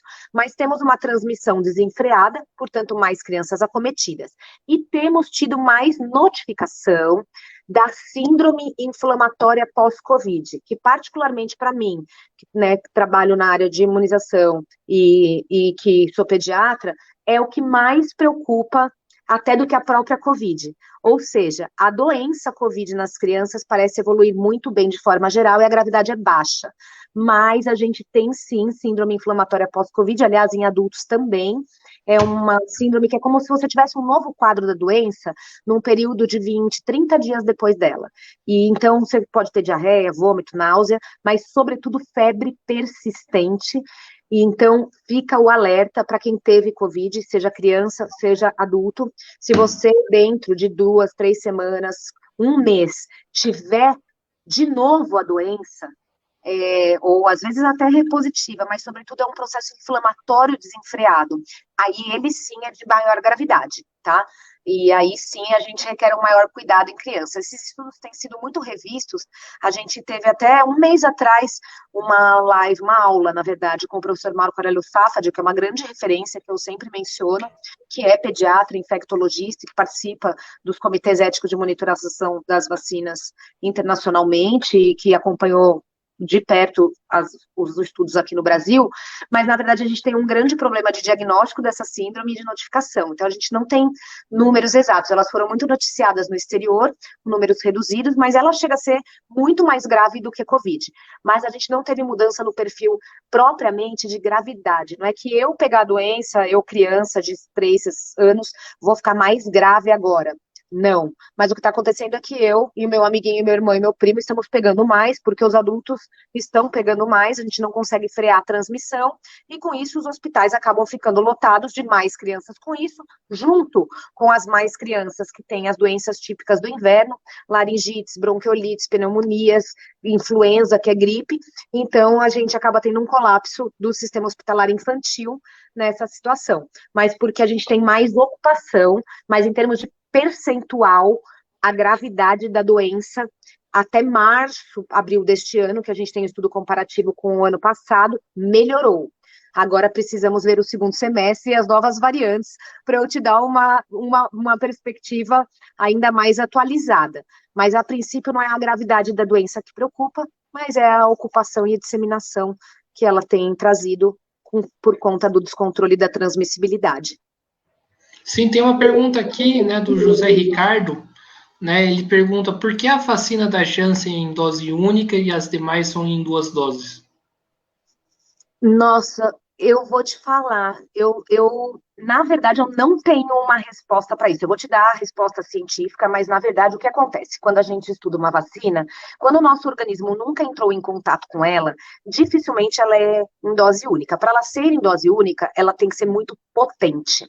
E o que acontece? Por que eu falo que eu fico na dúvida da resposta dela? Como eu falei para vocês, a vacina da Janssen, ela é da mesma plataforma vacinal, que é uma plataforma de terceira geração, moderna, que se usa do vetor viral, da mesma plataforma, na verdade, que a Oxford AstraZeneca e a Sputnik, que são em 2 doses. Então, isso traz o questionamento para o meio científico. Peraí, a gente tem 3 vacinas que usam a mesma plataforma, 2 têm 2 doses e uma não. Então, assim, claro que isso causa estranheza. Porém, a gente sabe que tem uma prática comum no meio de vacinas, assim como de outras coisas, que é o uso de uma substância que a gente chama de adjuvante. O adjuvante é todo produto químico que você adiciona numa vacina para aumentar a resposta do sistema imunológico aquela vacina. Existem várias coisas que são usadas assim. Por exemplo, o hidroxialumínio, que muita gente comenta, a Glaxo tem um adjuvante específico deles para muitas vacinas que eles produzem, é patente, é um segredo de Estado. Então, possivelmente, a resposta que eu tenho para isso é que talvez algum itemzinho de adjuvante na fórmula, que se utiliza da mesma plataforma que as demais, gere uma resposta inicial mais robusta. Mas já estão aventando a possibilidade da necessidade de outra dose de Janssen. Então, isso cientificamente está sendo considerado. Pode ser que não seja nesse intervalo de um mês que foi licenciado para, por exemplo, a Oxford AstraZeneca e a Sputnik, que se utilizaram depois dos 3 meses, né? Estão se utilizando em muitos países de intervalo para aumentar a cobertura vacinal. E, aliás, a resposta depois de 3 meses é excelente, excelente, realmente. A resposta final é muito boa, mas que a gente demora um pouquinho mais para ser imunizado. Então, possivelmente, esse benefício também ocorreria com a Janssen se a gente tomasse outra dose depois, de ampliar ainda mais o nível de proteção. Mas a primeira dose dessa plataforma vacinal, como acontece para as outras, já gera uma proteção suficientemente alta e provavelmente que se sustente por tempo a mais pela adição desses químicos para que ela possa ser usada em uma dose só. Mas eu não tenho acesso a essa informação e, na verdade, o que eu posso dizer para vocês cientificamente, o que a comunidade científica pode dizer, por que ela é usada assim? Porque os estudos têm demonstrado até agora que ela traz uma ótima eficácia dessa maneira. Então, eu não tenho como te dar uma resposta bioquímica para isso. Eu tento entender qual seria também. Compartilho dessa mesma dúvida, assim como muitos de nós, no próprio meio científico. Mas, na prática, o que ela mostrou foi uma eficácia muito boa já na primeira dose, depois de 2 a 3 semanas dela. Acima a Oxford, para vocês terem ideia, ela na primeira dose gera 73% de eficácia, da eficácia dela. E depois você tem o resto dos seus 27% depois da segunda dose, para dar a eficácia de 100% dela vacina, né? Claro, dentro dos seus 99% de segurança e eficácia para formas graves, enfim. A Janssen, ela conseguiu uma eficácia após a primeira dose soberba, com uma dose só. Porque se a sua eficácia após a primeira dose é de 85%, 95% para internação e morte, então ela está sendo seguida, porque a gente precisa ver quanto tempo esses anticorpos demoram para cair e quando seria a necessidade ideal de revacinação. Possivelmente ela exigirá uma revacinação, talvez anual, tal, mas com um intervalo diferente do que essas outras vacinas. Prometo que essa pergunta ela está tilintando, que eu estou seguindo, procurando e vasculhando em todos os meios científicos, esperando que esses grandes professores que acompanham os estudos, muitos deles foram meus professores, eu conheço em congressos, de tudo, consigam dar uma super explicação para isso. Prometo que quando eu tiver uma dessa, eu gravo, mando, aviso o Guilherme para a gente fazer outra mesa de debate, mas na verdade é uma dúvida que até no meio a gente tem visto, a resposta objetiva é, a primeira dose garantiu a eficácia que a gente queria, se sustentando por mais de 6 meses, 8 meses. E aí a revacinação viria provavelmente aí depois de 1 ano. Então, liberaram e aprovaram em uma dose só, já que ela bate as metas de eficácias exigidas por todas as agências reguladoras dessa maneira. Antes da gente ir para a última pergunta, que na verdade a Rita fez 2 perguntas que eu já vou emendar na última, né? A primeira pergunta da Rita, né, que eu queria colocar aqui, e no caso da Coronavac, que várias pessoas que tomaram e após 3 meses pegaram o Covid e faleceram? Então, na verdade, isso é exatamente o que acontece mesmo. Por exemplo, eu vou dar um exemplo para ela. No começo da pandemia, a gente falava assim, nossa, morreu uma pessoa de 12 anos de idade. Daí o estudo fala, mas só morre 0,65 abaixo de 18 anos. Mas tem um de 12 anos, e aí isso é tão raro que isso vira notícia. O que aconteceu com a perspectiva da vacinação? A gente teve um impacto ótimo. Só que, assim, abomino quando as pessoas falam isso, vai ser 100% eficaz contra a morte. Eu me recordo disso, eu e todos os cientistas, é o que eu falei, o estudo apresenta isso dentro da amostragem dele, mas a gente sabe que não é. Então, dentro do meio científico, quando saiu isso, eu já olhei e falei, meu Deus do céu, Eu não me conformo, tá, Rita, particularmente, que seja noticiada qualquer vacina dizendo é 100% eficaz contra a morte. Nenhuma será, tá? Nenhuma será. Aí você fala, mas vai, o cara tomou a Pfizer e ninguém morreu. Por quê? Porque, na verdade, além da plataforma vacinal, depende do indivíduo. Então, que nem eu falei para vocês, na verdade, a gente precisa, o indivíduo não vai responder 100%. Então, esse indivíduo que não respondeu, porque ele tem 85 anos, porque ele toma esse imunossupressor, porque ele faz um tratamento quimioterápico, ele não responde bem a vacina, ele pode pegar a doença e morrer. Esse indivíduo, ele precisa que o entorno esteja vacinado para a gente garantir essa eficácia de 100%, para que ele também não pegue. Mas não existe isso em termos absolutos.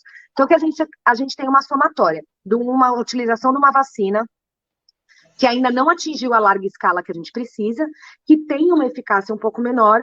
Então, o que acontece? Se a gente pressupõe que 5% falha, né, que a gente chama de falha vacinal, ou seja, 5% daqueles que a gente dizia que era 100% que não morria, 5% morre, são 5% das pessoas que estão sendo noticiadas. Então, o que é importante? Tem sim, gente, pegando a doença e sendo internada, e tem sim gente pegando a doença e ocasionalmente até falecendo. A gente tem as variações, então a gente sabe que para essas cepas variantes as pessoas estão mais suscetíveis a que isso aconteça, porque a eficácia da vacina não é igual, tá? Para todas as vacinas até agora apresentadas, nenhuma delas tem eficácia igualzinha para as variantes, não tem. Tem eficácia acima do que é solicitado para a Anvisa, mas sempre um pouco menor do que para a originalidade dela. Então, a gente tem hoje essa realidade no Brasil. A gente tem uma vacina que foi desenvolvida por uma cepa que quase não existe mais. A gente tem uma cepa P1 em 80%. Então, óbvio que já vai diminuir a eficácia geral da vacina. Lógico que a gente tem uma cobertura vacinal que não é satisfatória. Então, essa falha não é compensada. E claro que individualmente se falha. Então, a gente tem sim essas notícias. Mas o importante é a gente tentar entender a proporcionalidade disso. Então, antes, quantas pessoas pegavam a doença e morriam? Isso é o que é o importante da efetividade. Especialmente nos idosos, acima de 60%, 70% morria. E hoje, a gente tem 70% nem sendo internado, mas vai ter 5% que ocasionalmente falham, sim. Isso acontecerá com qualquer vacina, para toda a vida, possivelmente. Para que isso se aproxime do 100% de eficácia, é preciso uma vacinação global, em massa, para que a gente garanta que as falhas individuais, né, sejam compensadas pela falta de circulação do agente, com a proteção geral, e que a vacina se readapte para as novas cepas, para ter uma eficácia maior, conforme elas sejam, né, conforme elas vão mudando. Então, isso é um fenômeno que é esperado.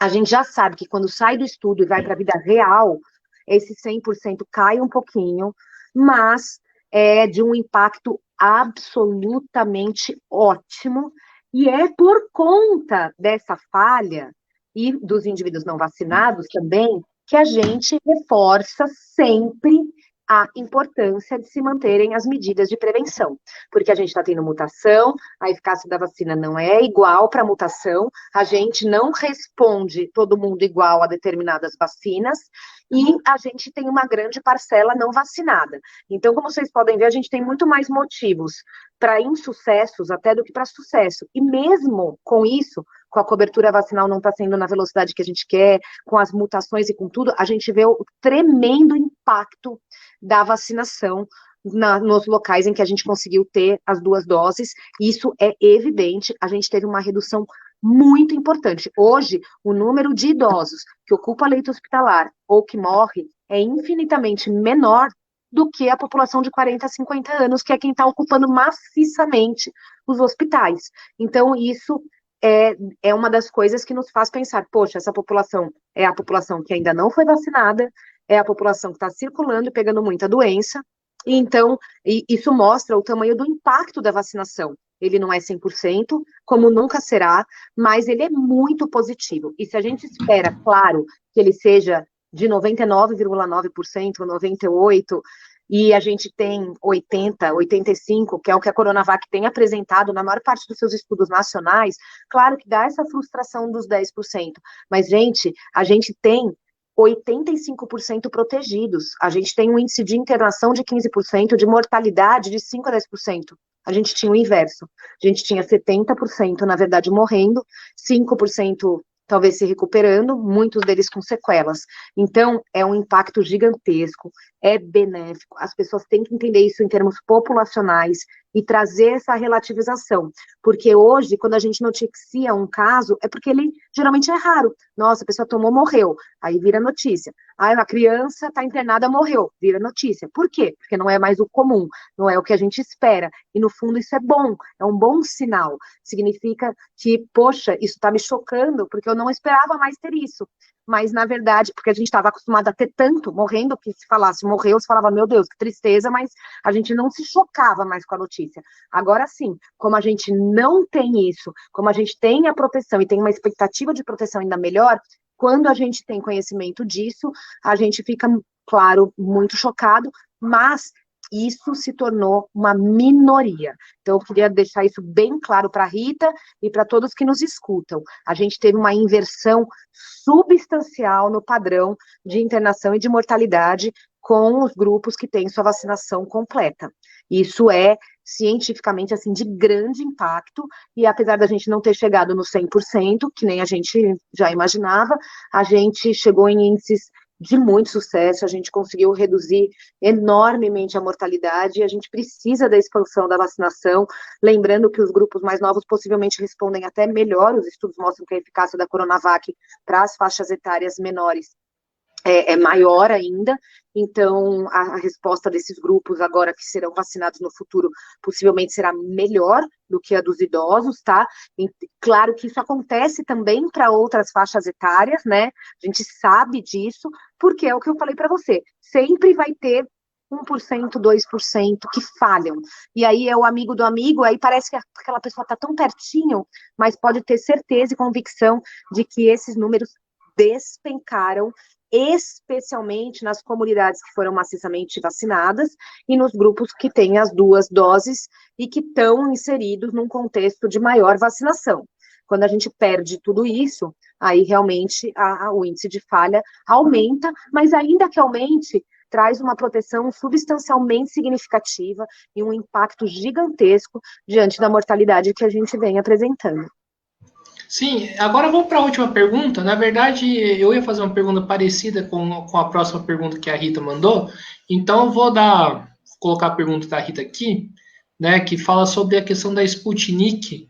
Vi esses dias que a Sputnik é extremamente eficaz, né? É verdade? Aí tem toda uma discussão também que a Anvisa não quer liberar a Sputnik. Ela deveria ser liberada, a Sputnik, a vacina?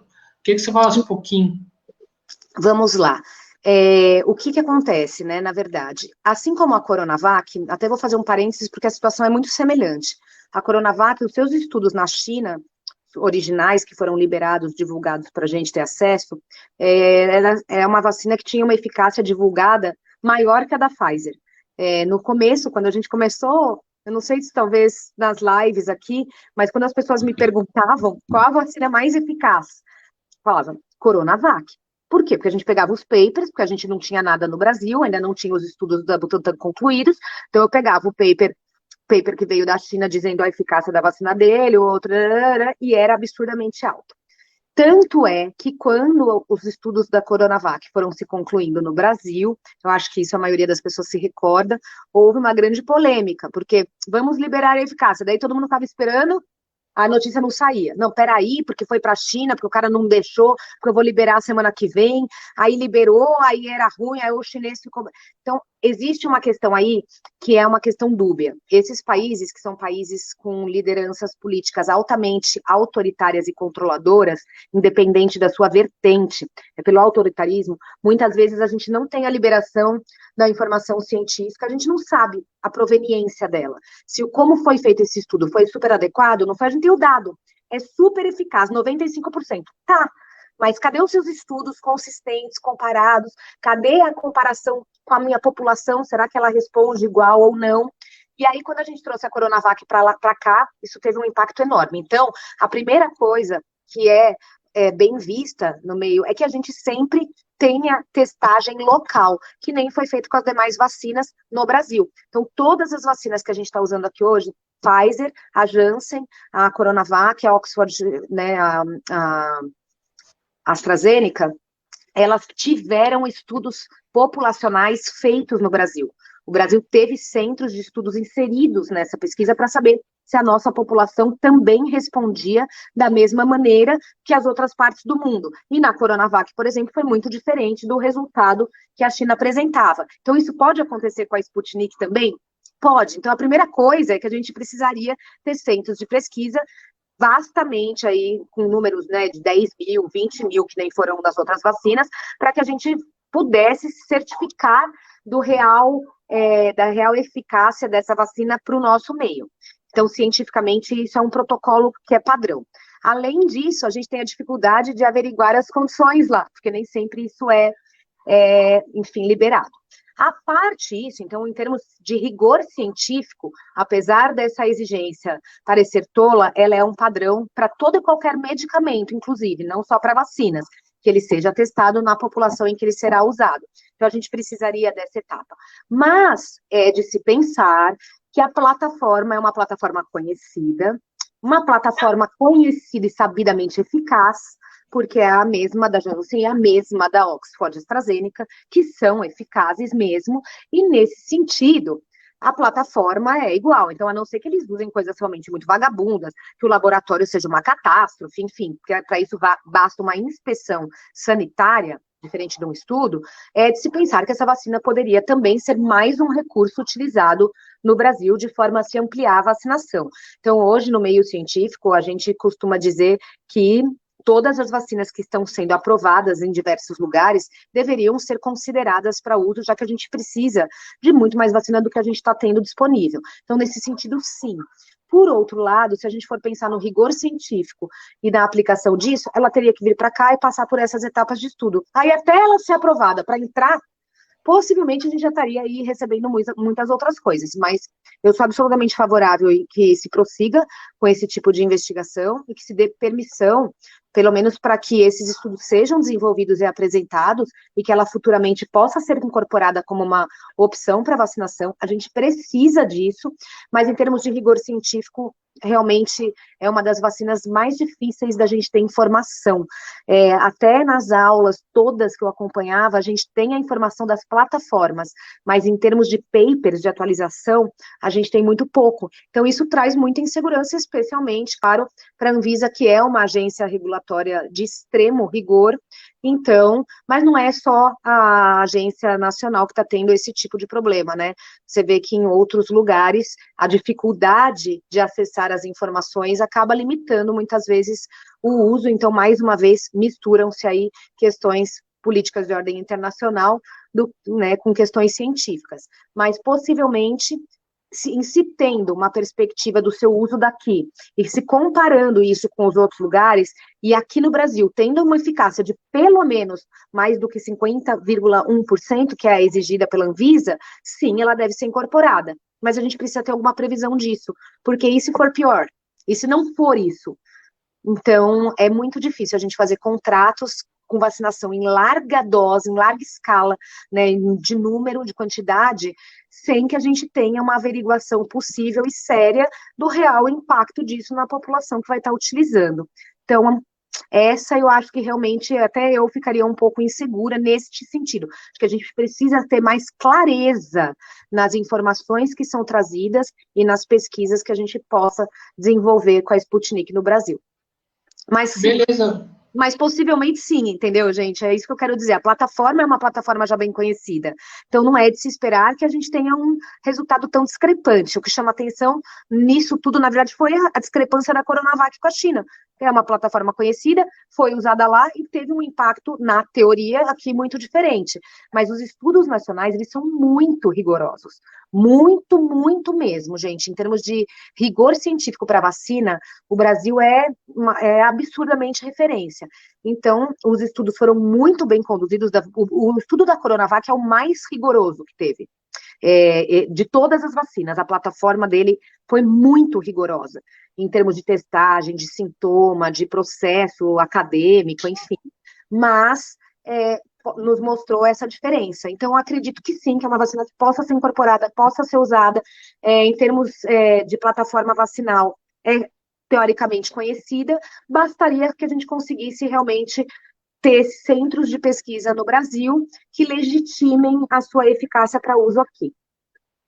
Beleza, maravilha, Carol, né? Então, estamos aqui chegando em mais um final de uma entrevista, né, do Mesa de Debates. Primeiramente, quero agradecer novamente por você ter aceitado o convite. Foi uma discussão muito boa. Também quero agradecer, né, a participação, né, do pessoal, né, que mandou perguntas, fez uma live bastante dinâmica, né? Então, espero que isso contribui, né, para suas dúvidas, para as dúvidas para quem for assistir depois. Né? Então, peço para você fazer as considerações finais. Bom, primeiro que eu espero que em breve nós estejamos de novo juntos com mais respostas para as perguntas que ficaram faltando. É muito frustrante realmente a gente ter tanta dúvida num momento desse e não conseguir alcançar todas as respostas, então eu não vou esquecer da perguntinha da Jansen para tentar achar uma explicação maior do que o estudo, uma explicação para o estudo. Por que o resultado do estudo foi aquele? Então, que a gente consiga trazer isso, mas de toda forma, que a gente possa sempre estar trazendo essa atualização. Como a gente vê, é legal que a gente tenha essa dinâmica com algumas lives, e como a gente pode rever os processos científicos e as respostas que eles trouxeram até agora. Então, isso é muito legal, isso é o retrato fiel do processo científico, que é justamente a gente ter a questão da investigação, investigar a hipótese, investigar e trazer a resposta. E muitas vezes ela vai ao contrário do que a gente queria. Então, isso acontece, a gente rever plataforma. O Brasil certamente está num momento agora de encruzilhada, de definição, não política também, tá, gente? Mas não política, em termos de mistura mesmo de esquema de doses. Acho que isso será considerado e estudos devem vir aí nessa linha, já estão vindo e devem vir, de você ter intercambiabilidade, de você usar uma dose e usar outra, para que isso possa tanto atender aos eventos adversos, mas também agilizar a vacinação, né, e minimizar atrasos de doses, se a gente puder concluir com outras vacinas. Então, a gente provavelmente terá aí novidades nesse sentido. O problema maior é que, em termos de logística e de implementação, é muito complicado que isso vire prática, né, que nem eu falei, a gente ainda tem um longo chão aí de vacinação para cumprir, mas a gente sempre está revendo os conceitos, revendo a aplicabilidade, revendo a eficácia, procurando o porquê das diferenças. Por que no Chile a Coronavac foi muito pior do que em outras partes do mundo? É uma incógnita. Os grandes estudiosos estão se perguntando isso. Por quê? Enfim, e não temos uma resposta para isso, tá? Mas é aquela história, será que a população responde diferente a essa vacina? E será que a eficácia populacional não foi tão boa? Será que os centros de pesquisa tiveram uma amostra grande? Então, essa questão que se faz para a Sputnik, será que isso aconteceu lá? Será que a gente está tendo tantas variações não identificadas? Mas a gente está sempre tendo mudanças no cenário. Uma pandemia, ela traz mudanças rotineiras, eu diria que quase que diárias, semanais, mensais, que fazem a gente rever as nossas posições. Então, creio que a gente hoje consegue ver desses processos. Sim, doses adicionais das vacinas possivelmente, provavelmente serão necessárias, cada vez mais isso se demonstra. Sim, possivelmente as vacinas terão que se adaptar para variações de cepas no futuro e possivelmente crescer para abranger mais cepas. A gente espera que isso aconteça em processos cada vez mais acelerados e dinâmicos, porque a gente tem recursos e investimentos para isso, mas a gente vai estar sempre acompanhando. Então, eu acho que os pontos mais importantes são as perspectivas de misturas de doses para trazer uma vacinação mais segura e mais ampla, num tempo mais ágil. Sobretudo, a atenção para os pós-Covid, a síndrome inflamatória, que hoje a gente também tem definido critérios para isso. Então, começou com febre persistente, 2, 3, 4, 5 dias, sintomas diversos, desde os diarreicos intestinais até os respiratórios, e teve Covid 2, 3 semanas antes, não subestima, não pensa que é uma virose qualquer, porque pode ser, mas pode não ser. Então, investigue isso. Não releve a importância de uma dor persistente nos membros, ou no abdômen, ou na cabeça. dependendo, especialmente se você foi vacinado com Janssen ou com Oxford AstraZeneca, procura o médico, faz um atendimento, identifica isso, porque isso pode ter intervenção medicamentosa para que a gente tenha uma resolução satisfatória disso. Então, a gente já tem muitas informações, a gente precisa se apropriar realmente delas e utilizar de forma que a gente consiga cada vez mais ir vacinando. Agora, de tudo isso que eu falei, eu quis pontuar agora no final, porque são novidades sedimentadas, que eu acho que é legal a gente ter, o mais importante é a gente manter a ideia de que a melhor vacina é a vacina aplicada. E isso não é só para a gente, porque a gente está protegido antes, quando a gente tomou aquela vacina, enquanto eu posso estar esperando 3 dias, 2, 1, uma semana, para tomar outra e pegar Covid, ser internado e morrer. Então, já não faz sentido individualmente, mas em termos coletivos, que as pessoas tenham a compreensão da importância da gente se vacinar em massa, seja com qual vacina for, porque deste jeito a gente consegue controlar a doença para todo mundo.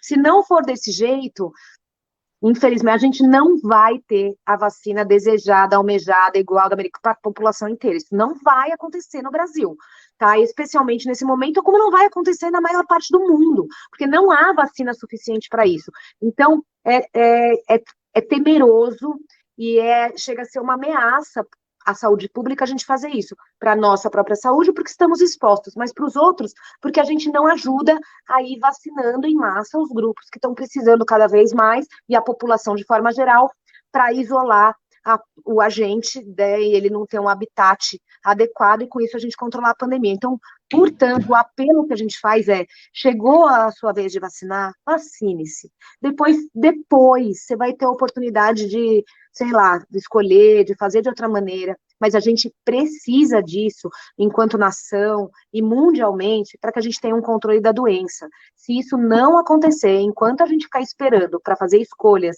mirabolantes com base na nossa degustação, a gente não consegue sucesso no controle da pandemia, e o Brasil é um ótimo retrato disso, é só a gente ver os números. Então, não percam a oportunidade de se vacinar, não percam a oportunidade de se vacinar por receio. Eu sou mulher, vou compartilhar uma experiência pessoal, sou mulher, tenho menos de 50 anos, eu uso anticoncepcional. Então, assim, tem risco de trombose? Tem. Eu tomei AstraZeneca. Então, assim, a mulher, mas eu tomo anticoncepcional, então eu já tenho chance de trombose, então não sei o que, então eu não vou tomar essa vacina, então eu vou esperar, vou tomar outra. Não, gente, não é para fazer isso. Você pode tomar outra, ter outra reação, você pode não ter nenhuma. É para a gente fazer com segurança. Então, aqueles indivíduos que têm fatores de risco para determinadas condições e que tem temor com relação a tomar alguma vacina, entre em contato com o seu médico de confiança ou entre em contato com a gente disponibiliza esse canal para isso. A gente, estou falando em meu nome, mas existem tantos outros profissionais na área de vacinação fazendo isso, a própria Sociedade Brasileira de Imunizações tem trazido isso e aberto um canal nas diferentes mídias para isso, mas eu coloco minha mídia pessoal à disposição para avaliar o caso, para a gente tentar fazer isso de maneira mais segura e individualizadamente. Então, minha mídia social está à disposição, o Facebook Ana Carolina Leite Hernandes. Tudo que eu coloco em termos científicos é público, então sejam bem-vindos. Meu Instagram é aberto, @DRA de doutora, .carol, _Imunecari, é público, é aberto, muita gente pergunta, a gente consegue auxiliar ou passar os contatos e informações dos centros que são melhores para monitorarem vocês. Não deixe que a dúvida te impeça de vacinar, porque o Brasil precisa de cobertura vacinal urgente, gente. A gente tem um número de mortes absurdo, a gente teve muitas perdas, então conto com vocês para que a gente tenha uma vacinação mais agilizada, com maior adesão, para que a gente consiga tentar buscar uma vida normal aí no final desse segundo semestre, se Deus quiser. Pronto, caiu aqui minha conexão. Aí achei que era um grande finale, que você ia deixar, tipo, só eu, assim, eu ia pôr uma música, gravar um TikTok, tipo, vacina. Mas, enfim. Obrigada, viu? Obrigada por você, obrigada pelo público, pela participação, pelas perguntas, é super motivador a gente ver vocês participando, mandando perguntas, e isso gera uma interação, isso é super legal, porque a gente consegue atender a dúvida de vocês, mais do que, às vezes, a plataforma que a gente criou, e que muitas vezes não é a de maior interesse, então mandem mesmo, com isso a gente consegue ir construindo diálogos cada vez maiores, e acho que isso é o que a gente mais está precisando agora. Então tá certo, então, né, mais uma vez, né, muito obrigado, Carol, muito obrigado a vocês que estiverem nos assistindo nesse momento, que mandaram as perguntas, né, peço para que aqueles que estão acompanhando pela minha página do Facebook, vão lá no canal Mesa de Debates, Instituto Um Pouco, se inscrevam, dão uma força para esse projeto, né, que visa, uma das várias coisas é trazer esse debate da questão da saúde pública, da questão da vacina, né, se inscrevam no canal, curta, né, esse vídeo, né, aqui no Facebook e também no YouTube, que estará disponível, né? Para aqueles que estiverem assistindo a gente no YouTube, peço para que vão lá, se inscrevam no canal, se inscrever, comentem também, né? Ter as suas opiniões, suas dúvidas, porque através disso a gente pode, inclusive, fazer outras lives também, né? Para poder tirar, né, essas dúvidas, porque acho que é importante, né? E acho que é importante essa live ter cumprido esse papel, né? Se inscreva no canal, curta esse vídeo no YouTube, né? Curta no Facebook também, compartilhe nas redes sociais, curta a nossa página Mesa de Debates no Facebook e siga a gente no Instagram. Então é isso, pessoal. Muito obrigado a todos. Fiquem atentos à nossa programação, que tem bastante coisa interessante. Gente, deixa eu falar só mais uma coisa. Amanhã eu vou compartilhar na mídia. Vai ter uma live do Dr. Renato Kifuri com a Monja Cohen, super legal, que é para falar um pouco mais dos aspectos emocionais da pandemia. É bem bacana, eu vou divulgar na minha mídia hoje, estava só esperando passar aqui, mas é um assunto que é legal, diferente também, e que, de repente, me chamou muito a atenção a peculiaridade da monja com o cientista se unindo para uma live. É uma coisa, no mínimo, inusitada. Então, que traga aí boas informações também. Desculpa, Gui. Não, Mas tudo bem. vão no canal, curtam. Importantíssimo, gente, promover assim, a visibilidade de canais que se propõem, que nem o Mesa de Debates, a trazer discussões nos mais diversos aspectos, tá?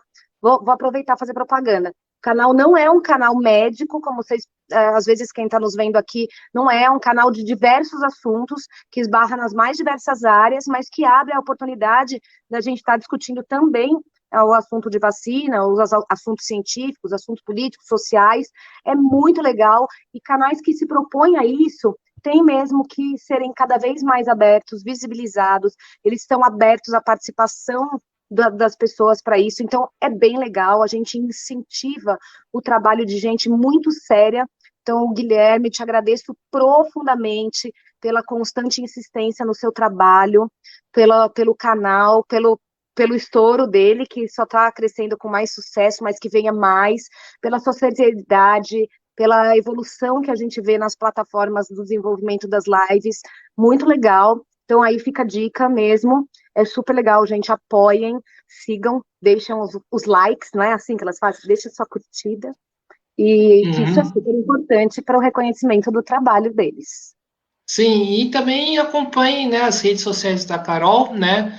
Aqui, né, tá divulgado aqui, a Rosane escreveu, né, doutora Carol Imunicare, né, para vocês seguirem. Também tem conteúdo muito bom, né, para aqueles que tiverem dúvida em relação aos diversos temas, né, pelo menos da parte da saúde que a pandemia traz, vão lá, né, que tem bastante conteúdo bom, bastante conteúdo interessante. Então é isso, pessoal. Mais uma vez, muito obrigado. Fiquem atentos à nossa programação e até a próxima, pessoal. Fui.